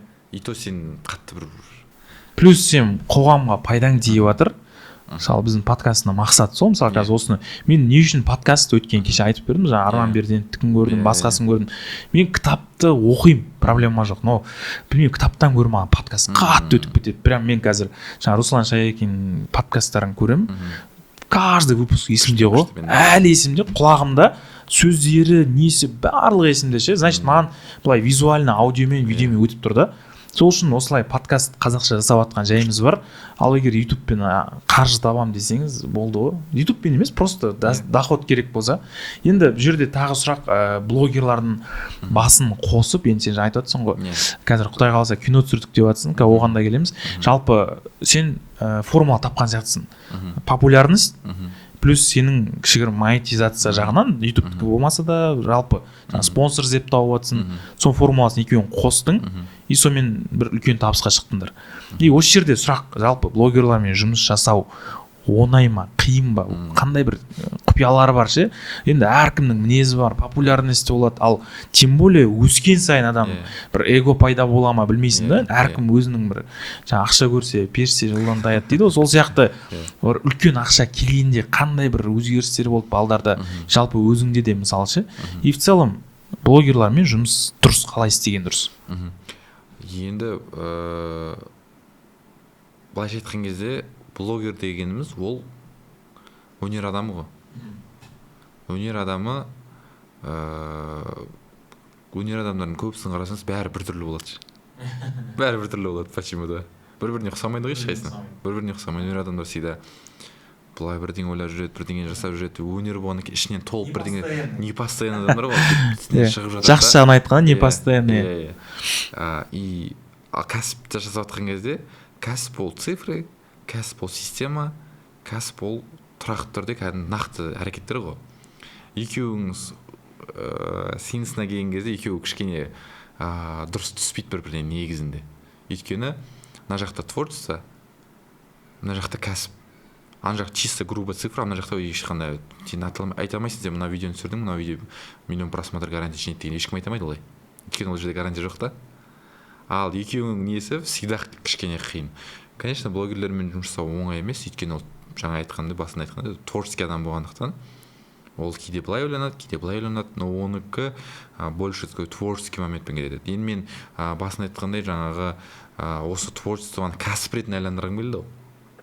И екеуінің ортасы ол творческий адамға да ақша керек, бизнеске де творчество керек. Қажеттілік қой. Бір-бірін жабатын нәрсе бұл қажеттілік. Екеуі кәдімгі не сияқты ғой, бірге ғой негізі. Оны ажыратсаң, чисто творчество жасайтын болсаң тоже болмай қалады. Қаншама адам бар, бес студент жүрген творчество. Мен өте көп, өзіңде мысалы үшін қанша достарыңыз бар, бірге даже араласатын общий таныстарыңыз да бар. Минуста жүреді творчество үшін деп. Ол кішкене дұрыс емес деп ойлаймын мен. Өйткені творчествоны да кішкене майндсетті ету керек деп ойлаймын. Кейбір адамдар бар, бизнес как чисто бизнеспен ұрып жатыр да. Екеуің кезінсін, ол енді бірге алып жүру керек. Мен айтпаймын, ойбай супер күшті мен алып жүрмін, ол күшті не болып жатыр деп. Но барынша қазір переговормен әр адамның көңілін тауып, бұл жерде енді творческий адам болғаннан кейін ол адаммен переговор дұрыс жасай алу керек ше. И сол арқылы кішігірім әртеуір былай қазір күнде алып келіп жүрік. Бірақ творческий адам болғаннан кейін бірде былай, бірде былай. Бір жақсы бір тамырын басып, бір әдемілеп сөйлес. Негізі атқамда бұл качество бар, коммуникация. То есть сабырлық, коммуникация. Мен ойлаймын ғой енді қазір тоже анализ жасаймын ғой енді біраз жағдай бар кісілер, жағдай жоқ кісілер. И мінез деп жерде алып шығатын сияқты. Мысалы сабырлықпен қарап, спокойно қарап, айқай-шусыз, айқай-шу болады ғой всегда, но барынша шыдамдылықпен бір адамның каприздарына төссең, сол адам саған ақша келетін сияқты негізі. То есть каприз демей-ақ қояйық, бір қиындық болса қашып кетпеу керек, То есть мысалы екі адам болып жүрсін, творческий адам конфликт табады еді, по-любому там бір нәрсе ұнайды, ұйықтап қалады. Саған ұнамайтын жерлер болады. Есі кезде сен аласың, баршы деп, екіншісін іздеп кетпей, соның ыстығына да, суына да күйіп жүрді. Шыдап келдіңдер, в общем, бір-біріне. Ол сенің бұл жерде жеріне болса, екінші жеріне. Біздің командада уже біз дос болып қалдық бәріміз бір-бірімізбен. Отбасымызбен әлі күнге дейін әйел бала шағамызбен араласамыз ше. Біз кәдімгі бір орта, бір дос, бір кәдімгідей бір жанұя сияқты болып қалдық та. Жанұя болғаннан кейін ол бәрі болады ше. Біз жанұя сияқты болғаннан кейін бізді уже сол не былайша айтқан кезде ұстап тұр десек те болады ғой. Жаңағы бір-бірімізге деген қарым-қатынас, бір-бірімізге деген сыйластық, осы нәрселер. Уже бір-бірінің плюсында да білесіңдер, и сол арқылы уже бірге дамып жатсыңдар. Негізі уже почти 4-5 жыл. 5 жыл болды. 5 жыл болып қалды уже. Енді сол осы продакшн деп қалай айтуға жаңа, как будто интертейментпіз ғой. Негізі қазір жасап жатқан өзімнің нем бойынша мен жалпы сала бойынша продюсирование, ол жаңа интертейментта продюсирование, блогерлерді продюсирование, проекттер болсын, сондай продюсирование. Екіншісі ол кәсіп. Қазір онлайн магазиндер бар, сол жақта кәсіп жасаймын, не жасаймын. Үшіншісі YouTube. Бұл менің астана 3 доходым маған алып келетін. YouTube'да жаңағы неше түрлі каналдар жүргіземіз. Мынау основной жаңа интертейменттен бөлек каналдары бар. Мультик жасаймыз, там ағылшын тілінде көптеген видеолар жасаймыз, тілсіз видеолар жасаймыз. Ол жақта да YouTube'да. Консультация жасаймын. Енді консультация ол как-то рынокты көтеру үшін көптеген артистер келетін елге соларға былай көмектесу үшін жасаймын в основном. Ал фокус сол YouTube'тың өзіндегі, ішіндегі жаңа каналдарда да бар. Осы 3 салада қазір жұмыс жасап жатырмын, еңбектеніп жатырмын. Енді мына қазіргі жылдар баланс ұстап жатырмын. Былтыр мысалы үшін мен интертейментқа көптеу уақыт бөлген болсам, биыл уже кәсіпке 80-20 уже қазір 80%. Кәсіпке де келеміз. Негізі давай осы жерде жаңа команданың отбасының тарихын аяқтап тастайық. Енді қазір былтыр есімде болса уже полнометражный түсірімдер қыста. Полнометражный. Ол бірақ телеграмнан арқылы. Сол жалпы бірінші сериалдан кейін переходқа айтып берсең киноға. Бір команда, сол команда. Полностью состав. Мысалы мен риза болатыным осы кеше ана Арман Бердалиевтің айтқаны, типа көтеріліп кетсе ажырасып кетеді деп. Сендер бір-бірімен қалдыңдар, мәміледесіңдер, и солмен Аллаға шүкір кино түсірдіңдер. И жалпы сол кино туралы айтып берсең, и киноға сериалдан кейін переход қалай келді? Қиын ба екен вообще кино түсіру? И не үшін Телеграм кино? Бізде бір андай келістат дейді ғой, жабылмай қалғанша кино түсіруіміз керекпіз дегенше. Қазір кино түсіруіміз керек, міне кино түсіруіміз керек, ана кино түсіруіміз керек деген сондай. 4 жыл бойы өзіміздің ұранымыз болды ғой. Соны жасаймыз деп жүрдік и қарадық, үлкен киноға үлкен қаражат керек. Қазір білесіз, 100 миллионнан жоғары қаражаттар керек. Как минимум ол. Ал егер өзің сапалы түрде вообще күшті техникалармен немен түсіргенсе, ол кетті ары қарай уже. Оның шектеуі жоқ қой, былай миллиардқа дейін түсіре бересің ғой. Жақында F1-дің 300 миллион долларға түсіріп отыр ғой. Сол сияқты шектеу жоқ қой жақта. А сен түсірген дүниең барынша качественно түсіргің келеді. Одан кейін ойладық, давай біз бұны толыққанды полнометражный деп айта алмаймыз. Средний метр ғой түсіргеніміз. Средний метр. Средний метр. Сонда не разница, средний, полный? Короткийді білем. Короткийде я тайминг уақыт. Аха. Анада где-то жалпы кинода 1,5 сағаттай 90 минут қой. Аха. Полный метр. А сендерде? 60 минут. То есть короткий, средний, полный ол уақытпен айтылған дүние. Уақытпен историясымен да ол жерде. Средний метр болды. Телеграмда енді қызық болды бізге де жаңа платформа өйткені қазір тенденция келе жатыр. Негізі уже батыста басталып кеткен ол нәрсе, ол стриминг. Адамдар көру үшін ақша төлеп, сөйтіп барып подпискамен көріп жатыр. Netflix-тің жасап жатқаны, Кинопоиск бүкілі, мысалы үшін қазір Қазақстанда өте көп ашылып кетті. Кино.kz, Netflix, Яндекс, анау TV+, өте көп қазір подпискалар. И бізде ойладық, подписка уже келе жатыр, давайте бізде тест ретінде болды ол тест, и плюс өзіміз көрейік деп кино, средний метр кино қалай болады екен деген ощущение. Ну, опыт прикольный болды, ұнады. Сериалмен қарағанда енді ол жерде үлкен команда үлкен кішкене көптеу команда болды. Бізде сериалда 10-15 адам жұмыс жасаса, ол жерде почти 40-қа дейін кетіп қалдық қой. 35-40 адам болды командада. Актерлерский составты қоспағанда. Үлкен 10 біз тез түсірдік. 10 күнде түсірдік па, 10 күнде түсірдік. 10 күн деген кино үшін тез, өте тез. Средний метр үшін өте тез. 10 күнде түсірдік, өте күшті опыт болды. Телеграмнан саттық оны, өте қолжетімді бағада, 1000 теңге ғана. Плюс-минус диапазон қанша кетті? Доллармен айтайықшы, доллар.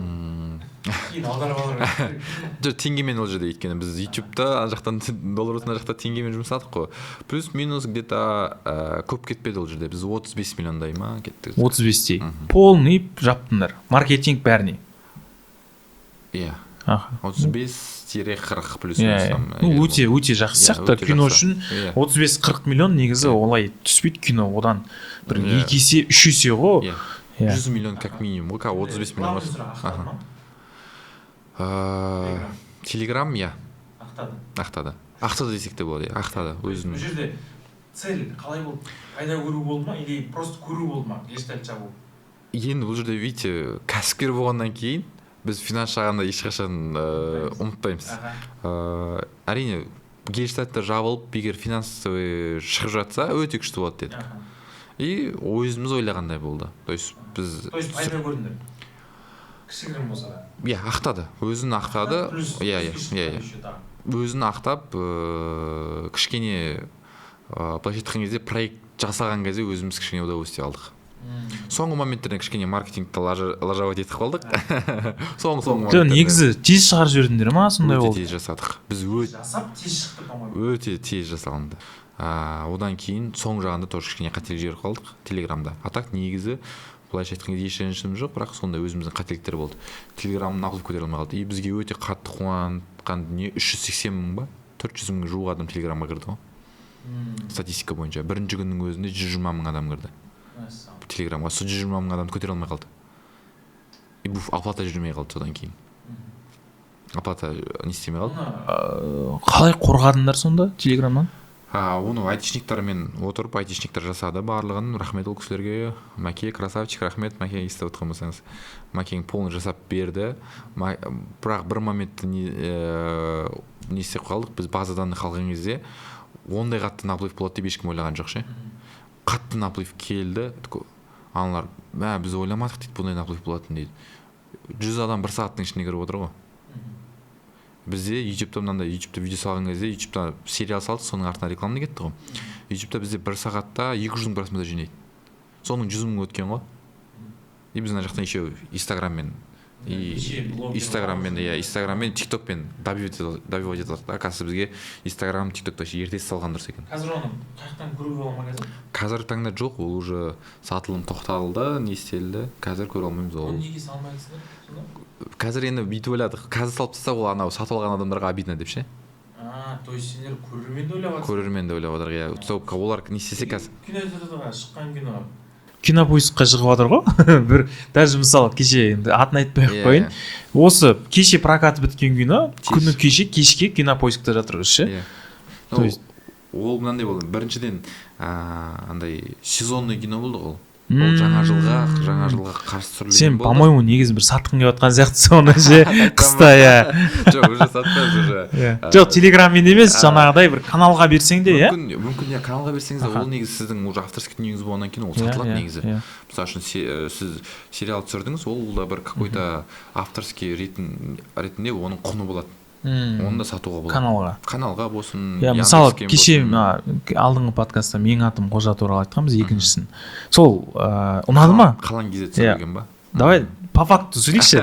Жоқ енді ешкіммен емес, ол жерде үлкен еңбек жатыр. Но давай сценарий туралы айтайық только. Идея сценарий ұнады ма? Былай айта аламын. Сценарий қатты өткен жоқ өзіме. Бірақ түсірілген качествосы жоқ, 100% Голливуд. Ол жерде не техника қолданған бәрін де білеміз, бөгетсе бәрін көріп тұрсаңыз ғой. Но техника жағынан өте ұнады. Түсірілген анау кадр болсын, не болсын өте қатты ұнады. Сценарий жағынан мен оны негізі басынан бастап білемін. Өйткені біз Қалан KZ-пен сол кезде как раз сыныптаспен сотрудничество жасап жаттық. Сендер, кстати, Қаланмен коллаборация болды. Как раз сол кино ол жақта басталып жатты. Еще мен ол кезде сол Асқар Болаттан сабақ алып жүрдім. Қалан основатель. Сабақ не туралы сабақ сонда? Жалпы маркетинг бойынша, жаңағы не бойынша. Сонда ашық бір курс жасады ма? Жоқ, курс емес, ол как жеке ретінде осылай. Ол кісі қандай каждый среда күні осындай кәсіпкерлерді, жасын нелерді қабылдайды и өсуіне көмектеседі. Ол кісінің еңбегі зор, қазірге дейін өте құрметтеймін. Иә, тегін, ешқандай ақпарат алмайтын. Мен төлемеймін ол курстарға десе. Бағана смартфоннан бастап курстарға төлемеймін. Өте көп төлеген. Негізі платный алдың ғой? Иә, БМ платный ғой олар. БМ платный, бері қарай өте көп курстарда платный болды. Негізі ана жерде бесплатныйда да баратынмын. Бесплатный көбірек болды деші. То есть сен даже бесплатныйға барғанның өзінде уақытыңды инвестировать етіп тұрсың ғой, барып тұрсың, көріп тұрсың. Платныйларды өте көп болған. Қазір айтатын еске түсіретін болсам көп, то есть ана миллионға дейін. Бірақ жаңағы кісінің тегін бір жинап жүрген қайдан білдің сонда, бір жерге сала ма ол? Бір кісі ол мынандай болады. Мен жыл сайын жаңағы кәсіпкерлермен сөйлесіп бастаймын ғой, жыл сайын. Өйткені мен жаңағы біздің салаға, біздегі компанияға реклама анализ. Жоқ, реклама сатамын ғой. Оларды сатып алушылар. Сол кәсіпкерлерді анализ жасайсың. И сол кісілермен барып сөйлесе бастаймын. Кімге не керек, кімде қандай продукт? Біздің продуктымыз оларға келіп тұрды. Олардың аудиториясына келіп тұрды. Одан кейін ол кісіге барып сөйлестім. Ол кісімен отырып чай іштік, үйттік, бүйттік. И ол кісінің сондай бар екен істедім. Одан кейін келейік деп өзім ұсыныс жасап, келіп айтып, ол кісіге үлкен алғысым шексіз. Қазір қазіргі таңда кішкене бармай қалдым, өйткені уақыт болып не болып кішкене басқа нәрселерге фокус әлі болып жатқан кезде ол кісімен барып кездесемін десеңіз, иә, конечно, болады ғой. Бір уақыттарымызда мен жазған кезде ол кісі сәйкес келмей қалды, содан кейін Қызылорданың кісі өте керемет, ол жағынан иә, ол кісіге андай нем алғысым шексіз ғой. Ол жерден ол кісі бір идеяны таңдады деп айта алмаймын. Ол кісі негізі маркетинг жағын дұрыс таңдаған сияқты, потому что Менің атым Қожаның ұқсатып түсірген анау рилс версиялары жаман атты ғой, мысалы ше. То есть ол кісілер как команда ретінде стратегияны дұрыс таңдаған сияқты. Менің атым Қожа екісіне ремейк жасаймыз, соны какой-то қыламыз деген дұрыс сияқты. Но сценарий бұл жерде сәл не қылған сияқты да. Менің ойымша да сол. Басында негізі мен көзқарасымен басында шыққан кезде классно болды, өйткені бірінші ол рекламный контракт ретінде бірінші қателеспесем, мен нақтысын айта алмаймын, қателеспесем бірінші ол рекламный не ретінде Менің атым Қожа түсірілді. Түсірілгеннен кейін ол реклама ретінде кетті. Ол жерде кино түсіріледі деген әңгіме болмады. Иә, уже сол кезде олар көп ақша тапқан сияқты негізі. Иә, реклама кетті. Реклама күшті болды да. Одан кейін там елдер сұрай бастайды ғой, Менің атым Қожа екі түсіре бастады ма, не анау. Сол кісіден мүмкін сол да бір себепке болған сияқты деп ойлаймын. Сөйтті да Менің атым Қожа екі жасалынды. Мен прям стадияларында прям көріп жүрдім, біліп жүрдім, осындай түсіріліп жатыр, бүйтіп. И бам шығады. Мен өзім көмектескім келіп, предпоказына барғым келіп, сондай болып жүрді, бірақ барам боламай қалдым, өйткені басқа қалада болдым. И шықты, потом кейіннен барып көремін өзім. И ожидание қойып барамын мен қатшы. Бірақ мен ол жерде сценаристермен сөйлескен кезде сценаристер қиналып жатқан білдім да. И ананың сценарийді қайталау өте қиын. Ойлашы, қаншама жыл легенда ғой анау кино ше. Культовый фильм, ой, легенданы асып өту керексің ғой сен. Сәл төмен болып қалсаң болды уже. Бұл жерде планкада өте жоғары алдың ше. Өйткені анадан сәл төмен болып қалсаң, сен болды уже бері қарай кетіп қаласың. Анадан асып түсу керек болды ғой уже. Ал асып түсу ол білмеймін, ол қалай ол асып түседі деген болды да. Менде кішкене сомнением болды, бірақ все-таки мықты команда жұмыс жасап жатыр ғой. Мына жақта бизнесті системно жасап жатқан адамдар жасап жатыр ғой деп ойладым да. Но уже өнер сценарий жағынан кішкене алып қойды өзің. То есть драма болып кетті. И осылай сияқты, мысалы, Менің атым Қожа екінші версиясы түсірілді ғой, мысалы ше. И кеше мен айтайын дегенім, хабардан көрдім бірінші рет. Күні кеше прям хабар телеканалынан көрсетіп жатыр. Сол Менің атым Қожа екіні. Сол жақтан көрсетіп отыр ма? Иә, то есть хабар телеарнасынан, ұлттық арна, ұлттық арнадан көріп жатыр. И мен негізі больше, скорее всего, Кинопоисктан күткем. Кинопоискта тұратыны кайфтан да, любой время көресің, подпискасын алып қойғансың ше. То есть қазір бұл сұраққа да келеміз да. И осы жерде хабар именно. Олар қалай негізі сен как продюсер ретінде білесің?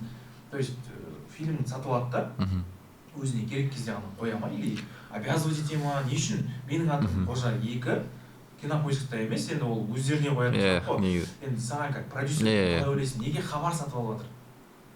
Сатып алды ма вообще? Сатып алды ма, оны нақты білмеймін. Телеканал хабар сатып алатын шығар, может? Негізі сатып алады, ондай нәрсе. Тегін анау почти 200 миллионнан астам. Ол жерде телеканалдар, жалпы продакшндарға, негізі телеканалдар шығып жатқан сериалдардың көбісі ол бөлек продакшндар жасайды.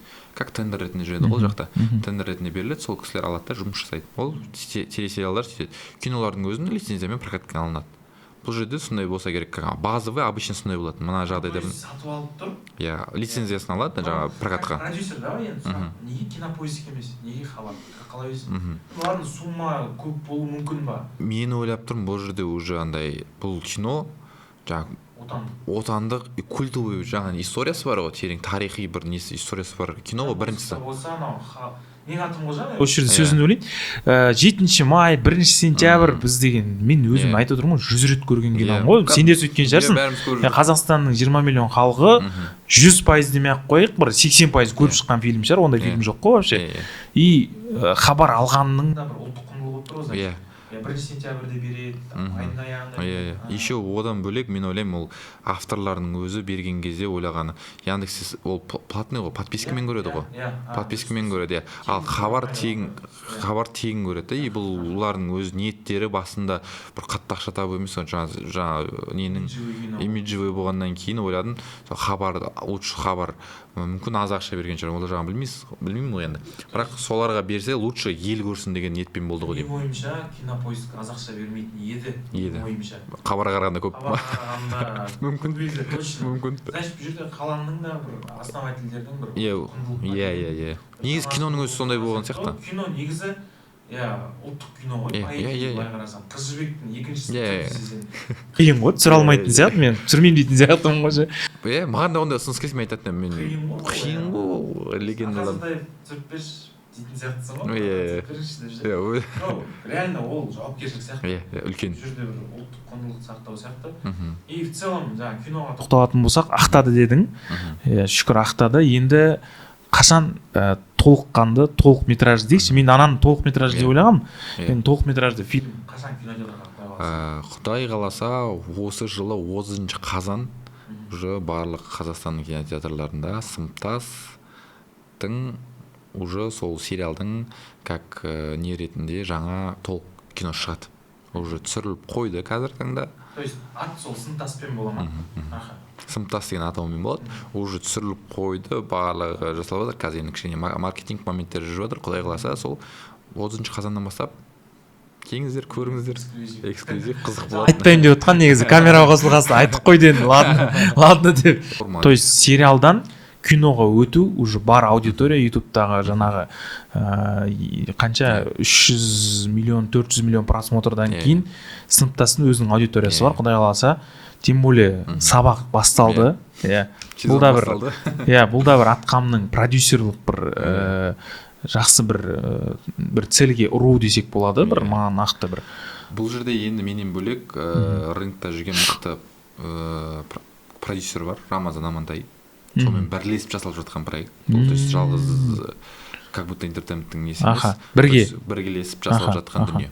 Негізінде ататын сияқты, Құдай қаласа, 100%. Өйткені мектеп туралы кино жоқтың қасы, вот бір кейде шығады, но киноның басында біреудің баласы мектепте отыратын болмаса, былай мектеп туралы, мектептің ішіндегі история туралы анау тура Сыныптастағыдай ашып айтылған жоқ сияқты. Сыныптаста көп адамдар көрген кезде айтады ғой, бала шақ еске түсіп кетті дейді, жаңағы мектеп кездері еске түсіп кетті дейді, ана сериалдарды көріп. И мектепте оқып жүрген адамдардың өзі көреді дейді, өйткені өзін іздейді. Ол жерде бізде бір ерекшелігі, главный рөлде 8 персонаж ғой. Ал кинода әркім өзін көргісі келеді да. Ана жерде 8 персонаж болғандықтан, главный рөлде көп персонаж болғандықтан, зрительдер әркім өзін іздейді да жерден. Өзін іздегеннен кейін, өзін көргеннен кейін қуанады. Триггер етіп, өз проблемасын көреді, там старшактар ұрып жүргендер болса, олар көреді дейсің ғой. Бізде ол жерде өмірден алынған историялар ғой, бүкілі кәдімгі. Менің басынан өткен болуы мүмкін, ананың басынан өткен мүмкін, мынаның басынан сценарий кезінде сөйтіп жазылған. Кәдімгі мектепте, бұрын мектепте не болатын? Сценарий жазып жатқан кезде мен өзім қатысатынмын основной частьтарында, бөліктерінде. Сол кезде отырып сценаристермен мектепте, помнишь, бізде мектепте мынандай болатын еді ғой. Мектепте мынандай болатын еді ғой. Мына кезде мынандай қызық болатын еді. И сол қызықтарды бөлісе бастайтын да. Ал бұл өмірлік лайф жизнь ретінде берілгеннен кейін ол адамдарға қызық та. Ол ойлаймын, бүкіл адамдарға қызық, бүкіл адам өзін көрген кезде ләззат алатын. То есть жаңа негізі келесі сұрақ осы, сценарий қалай құрасыңдар деген сұрақ болған. Жалпы Сыныптастың идея қазір ол сұрақ жалпы жауап беріп тастадым, потому что Сыныптастың негізі қазір тоже бір сұрақ, Сыныптастың идеясы негізі қалай пайда болған? Вообще неге Сыныптас, неге там бір басқа идея емес ше? То есть бұл идеяның автор, бұл командадан шыққан ғой негізі. Бұл жерде бір адам деп бұл жеке айтып несе алмаймын ше. Бұл командамен құрылған кезде командамен отырылып, давайте осы мектеп туралы көрейікші, өйткені бәрінің басында болды, бәрінің басынан көрейікші деген сондай немен ниетпен шықты да, и бүкіл өзің басындағын айта бастады ше. И ол жерде бізде Меджан, Азамат Тұрсынбай, Манас, Асқар, ол кісілер кәдімгі оқыған неден сценарийді оқығанда қалай жазылу керек структурасын. Қалғандар идея айтады, аналар оны структура етеді, жазылады ше.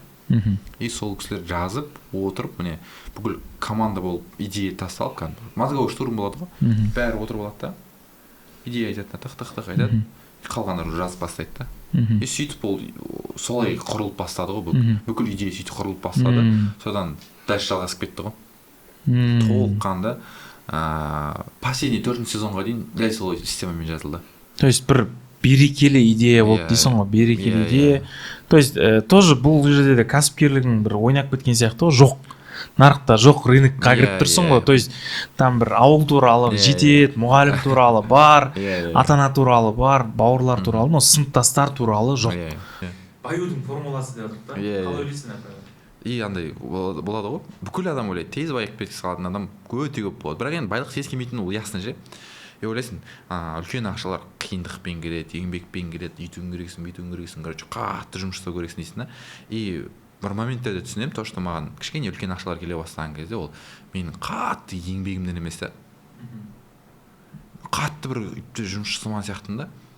А просто дұрыс стратегия қойылған шешімдер, стратегияларын естіп, деп түсінемін. Потом бір кейіннен қарап қалсам айтады да, бірінші там миллиондарың амбициямен келеді, кейінгі миллиондарың там 10-15-20 миллион ол стратегиямен келеді. Одан кейінгі там 100-200-300 там нелер олар системамен келеді дейді да. Системный бизнес болатынымыз келеді дейді да. И такой, деп ойланып қараймын да, и ойлаймын, значит, үлкен ақша табу қиын емес. Просто қолмен емес, баспен жұмыс істеу керек екен ол жерде. И соның есіне жетіп, и мен қазіргі жасап жатқаным табыл үшін бұрын мен де ойламайтын андай капитал жинау керек, капиталды өсіру керек. Біз енді қалай кәсіпкер ретінде таптың, жараттың, керегіңді алдың, таптың, кішкене жинадың болды, сол ғана болды ғой. Андай қаржылық жағынан капитал жинап, капиталды өсіру не деген болмады ғой. Еще мен тек қана өзіміздің ақшамен жұмыс жасайтын ше. Мен өзім мысалы үшін 10 миллион таптым ба, 10 миллионды салдым, қайтадан әрекет жасадым. Ол өсудің негізі кәдімгі өзіңнің бірнеше жылдарыңды жоғалтасың екен, өзіңмен ақшамен жұмыс жасасаң. Ол кітапты давно оқығам ше негізі. Өте бұрыннан білем, бірақ істеуге қорқатынбыз. Когда сен біреу инвестор арқылы жасап жатсың, проекттерің бар, конкретно уже сен мына этаптардан өтіп қойдың, и саған бір 100 миллион берсе, сен 100 миллион аз болып қалады ше, 200 миллион, 300 миллион уже стартыңа жеңіл болады екен да. Сен анау 3 жыл, 2 жыл уақытыңды анан табам дегенше, мынаның алдында тез жасайсың, еще жаңағы бұл жерде қосылу, өсу, яғни өзім деп интернетте өліп кетуің мүмкін ғой. То есть сен ана кім айтады ғой, бір видеолар бар ғой, сен 35-ақ қысың қалды дейді. Жас 35 адам 35 жазың қалды. Ойлашы, реально ғой былай қарасаң ше. Былай как будто өмір сүреміз, бітпейтін өмір болса, 35-ақ условно жасы 35-те керек, там жасым 30-да болса, там 30-ақ жағын, средний 30-ақ жасым қалды. Білмейсің ғой, бір-ақ қалдым, в целом. То есть баюдың формуласы бұл өмірді қиындатпай, жеңіл нақну керек, иә. И жаңағыдай по-любому бір кішігірім тапқан ақшаңның бір бөлігін инвестировать ету керек. Иә, ол инвестиция, обязательно біз инвестиция деген кезде акция, там облигация, крипто дегендер ойға келеді да, но қиын болады, и теманы жауып тастай саласың. Но былай қарасаң, ол жерде жаңа YouTube-тың өзі бір как бы акция, то есть бірақ сен инвестиция ретінде ақша емес, уақытың саласың. Уақытың саласың, көңіл бөлесің, там аптасына бір видео түсіруге жетеді да. Аптасына бір видео түсіресің, айда 4 видео салдың, условно, қиналмай. Кейін не қылдың, жаңадан сөзіміз бөлініп қалды, камера өшіп. Но осы жерде тоқтайын дегенім, видеографтарға не сезон кезінде қалай пайда табуға болады. Условно, егер сен атқам айтты, өзіңде бір кәсіп болмаса, өзің камераға түскің келмесе, камераға түскісі келетін адамды аласың, то же самое бірігу жатыр да бұл жерде. Бірігесің, экспертпен қосыласың, курс сатып кетпейсің, просто серьезный клиентке жұмыс істейсің ғой. Серьезный клиент бұл жерде YouTube. Миллиард, триллион ақшасы бар компания саған келші деп тұр ғой, келші, просто келді, қалағаныңша берем, өзіңе байланысты. 24 сағат жұмыс істейсің ба, соның ақшасын берем. 5 сағат істейсің ба, 5 сағаттың ақшасын берем. Но біз жүреміз да таргет жібереміз, там реклама іздейміз, мысалы, шынымен да былай қарап отырсаң. Я өмірді қиындатып, сайт жасап, там Instagram алып, там жаңағыдай ғой, сөйтеміз. А былай қарасаң, YouTube тұр, платформа пока ашық, негізі бұны да кейін бір кіру, там, депозитпен кіресің деп қоятын сияқты. Потому что бір 5-10 жылда барлы видео істеп кететін сияқты. Вот сол үшін мінекей екі тізеңді құшақтап қыс келді деп камераңды шаң бастырып қоймай, осылай бір экспертпен қосылып, уақытыңды инвестировать етіп жақсы пайда таба аласың ютубпен. Айына кем дегенде 200, 300, 500 мың жаңағы қойшы балаға ұқсап $1000 тапсаң болады. И плюс кайфы тағы да айтылайын, доллармен ақша табасың ғой. Сол ақшаңды алып Америкаға да Лондонға да бара аласың ше. Мысалы қазір реально 500 мың теңге айлық тауып жатқан адамның өзі Америкаға бара алмайды. Жетпейді ол ақша, сен билетіңе жетпейді ше. Сонда біз қашан Америкаға бару керексің сен, қашан барасың. Вот енді атқан осы жерде сұрақ, киноны түсіндік. Құдай қаласа сыныптас 30 қазаннан барлық кинотеатрларда атқам. Сразу кинотеатрдан бастамадың, қиыннан бастадың десек болады, телеграмнан бастады. И плюс мына жерде қарап отырсақ, скоро кино шығады. Көру керек ол. То есть әншілерге жалпы әншілерге мүмкіндік сияқты. Әрине. Өлеңді тыңдап отыра бересің. Бұл жерде бүкіл вообще өнерде жүрген болсын, өзінің таланты болатын болсын, өзінің андай қол өнері болуы мүмкін, бүкіліне мүмкіндік қой бұл деген. Бізде андай ұғым қалыптасып кеткен кішкене қате. Тек қана өнер адам, ол өнер адам ғана салу керек деп ше.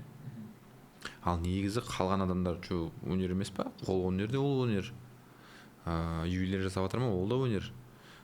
Кәсіп жасап жатыр ма? Ол да бір өнердің бір түрі деп есептеймін да өзімді ше. Сол үшін олардың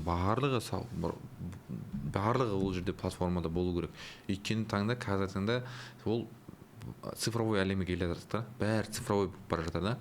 Егер қазір сіз интернетте жоқ болсаңыз, значит өмірде де жоқсыз деп бұл есептеуге болады да.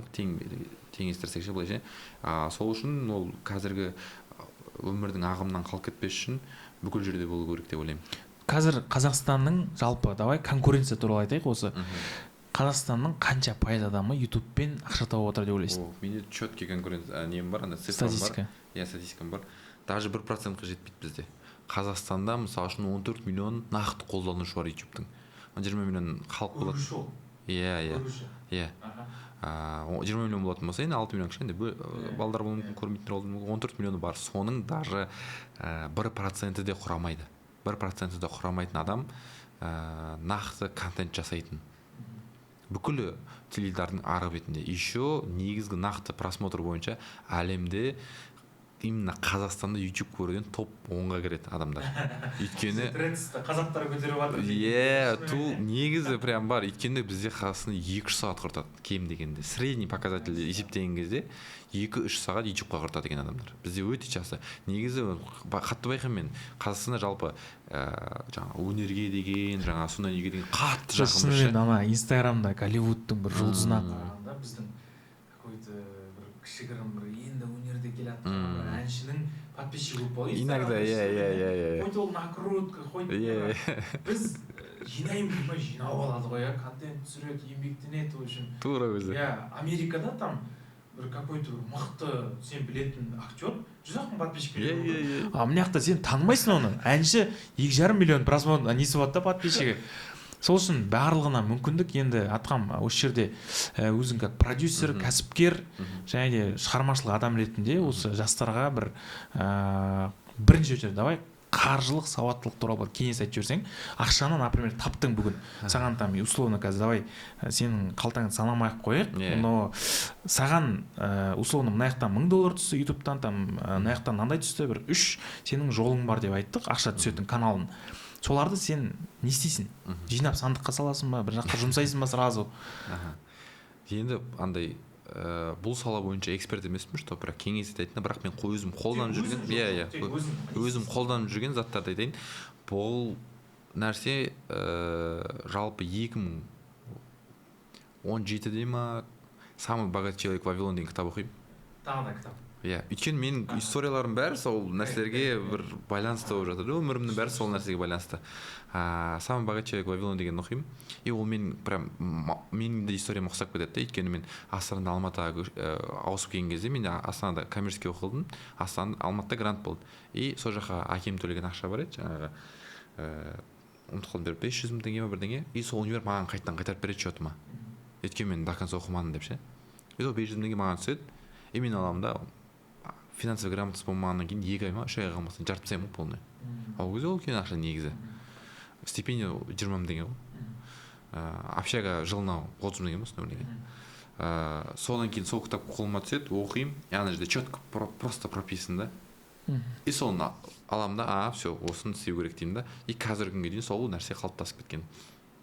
Бірінші нәрсе ол подушка, 6 айлық көлемінде подушка. Мысалы үшін 1 айлық минимум не дейді қандай, 1 айлық прожиточный минимум, чтобы 1 айдың ішінде сол өмір сүре алатындай ақшаң болады. Мысалы үшін есептесең, әркімге әртүрлі шығады. Біреуің 200 теңге, біреу 300 шығады, біреу 1 миллион шығады. Әркімнің өз стандарты. Өз стандарт. Сол стандарттың 6 айын 6 ай сенде тұру керек бір жерде. Тұрады, Ол бізде Қазақстанда теңгемен тұруға мүмкіншілік бар еді, бірақ бізде көріп отырсыз теңге опасно, өйткені несі бізде официально 9-10% инфляция, бірақ по факту келген кезде 22-23 кейде сондай болып кетіп отыр. Содан кейін ол жерде тоже там 80% доллармен, 20% там теңгелей болмаса әрине, болмаса 50%, соның өзінше 50% долларда, 50% теңгеде. Ол сенің 6 айлық нең. Егер вдруг бірдеңе болып қалса, подушка мүмкін өмірде әртүрлі нәрсе мүмкін, и то кәсіпте, тем более білесіз, кәсіпте жүргеннен кейін қаншама перепадтар болады. Одан кейінгі жасалынатын инвестиция ол 10%, ол накопительный на будущее дейді. Мысалы үшін оқу болуы мүмкін, өзіңіздің білім не болуы мүмкін, ол болашаққа деген нәрсе. И тағы варьируется 10 мен 20%-ның ортасында, ол неге инвестиция проекттерге жиналып барып салынатын дүние. И какой-то процентін жаңағы, мен в основном ана жақтен акция, облигация сондай нәрсе алуға тырысамын. Өзім түсінетін ғана нәрселерді. Түсінбеуің де мүмкінсің. Кірмеген дұрыс. Түсінбесең кірмеген дұрыс. Мен өзім түсінетін ғана жерлерім бар, именно кішкентай узкий ғана. Соларға ғана кіремін. И қалған немнің 30%-ін, мына жақта процент қалады ғой, оны в основном мен оборотқа саламын қайтадан. Реинвестирование жасаймын. Ал қалған бір где-то 30%-на өзімнің тіршілігім өмір сүремін. Өзімнің қажеттілігімді жұмсаймын. Яғни бұл жерде Атқамның сөзінен байқайтын болсақ, именно көмектескен формула табуға бұл «Богатый человек в Вавилоне», сол кітап, именно бестселлер прям, именно соның бір 4-5 выпускысы бар негізі.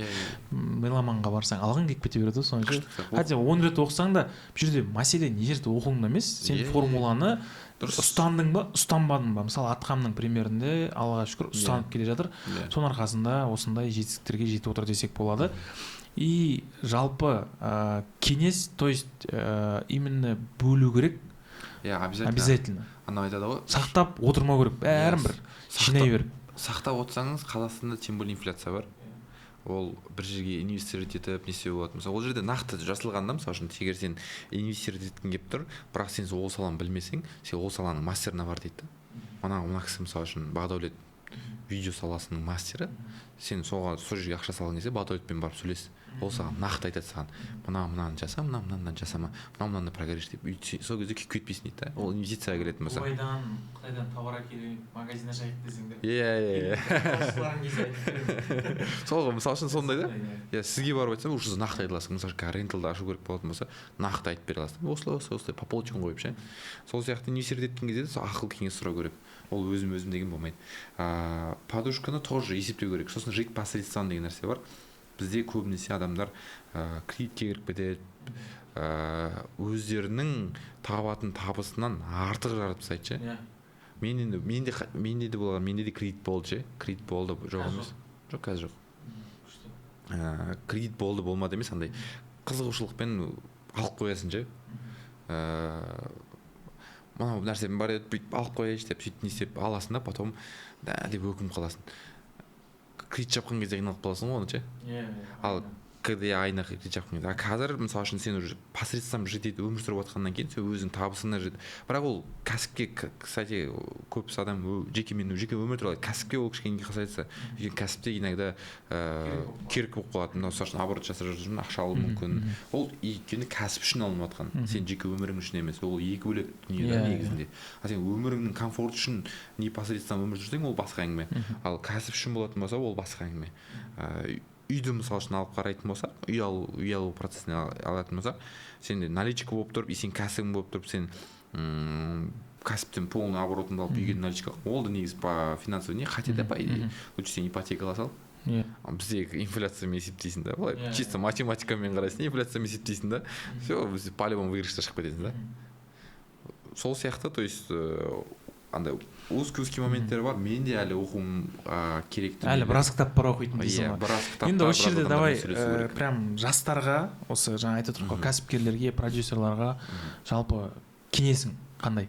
YouTube, особенно YouTube бастап, YouTube бойынша ғана емес, жалпы бір 3 лайфхак айтсаң, осы өмірді жеңілдететін бір рабочий өзіңнің басына өткен. Көп моменттерде торыңыз жүріп қаламыз, мен өмірімде қатты не істеген моменттер, кейбір моменттер рисковать етпей қаласың да, қойшы деп. Ал бізде Алла тағала айтады, риск жасасаң рызығың беріледі дейді да.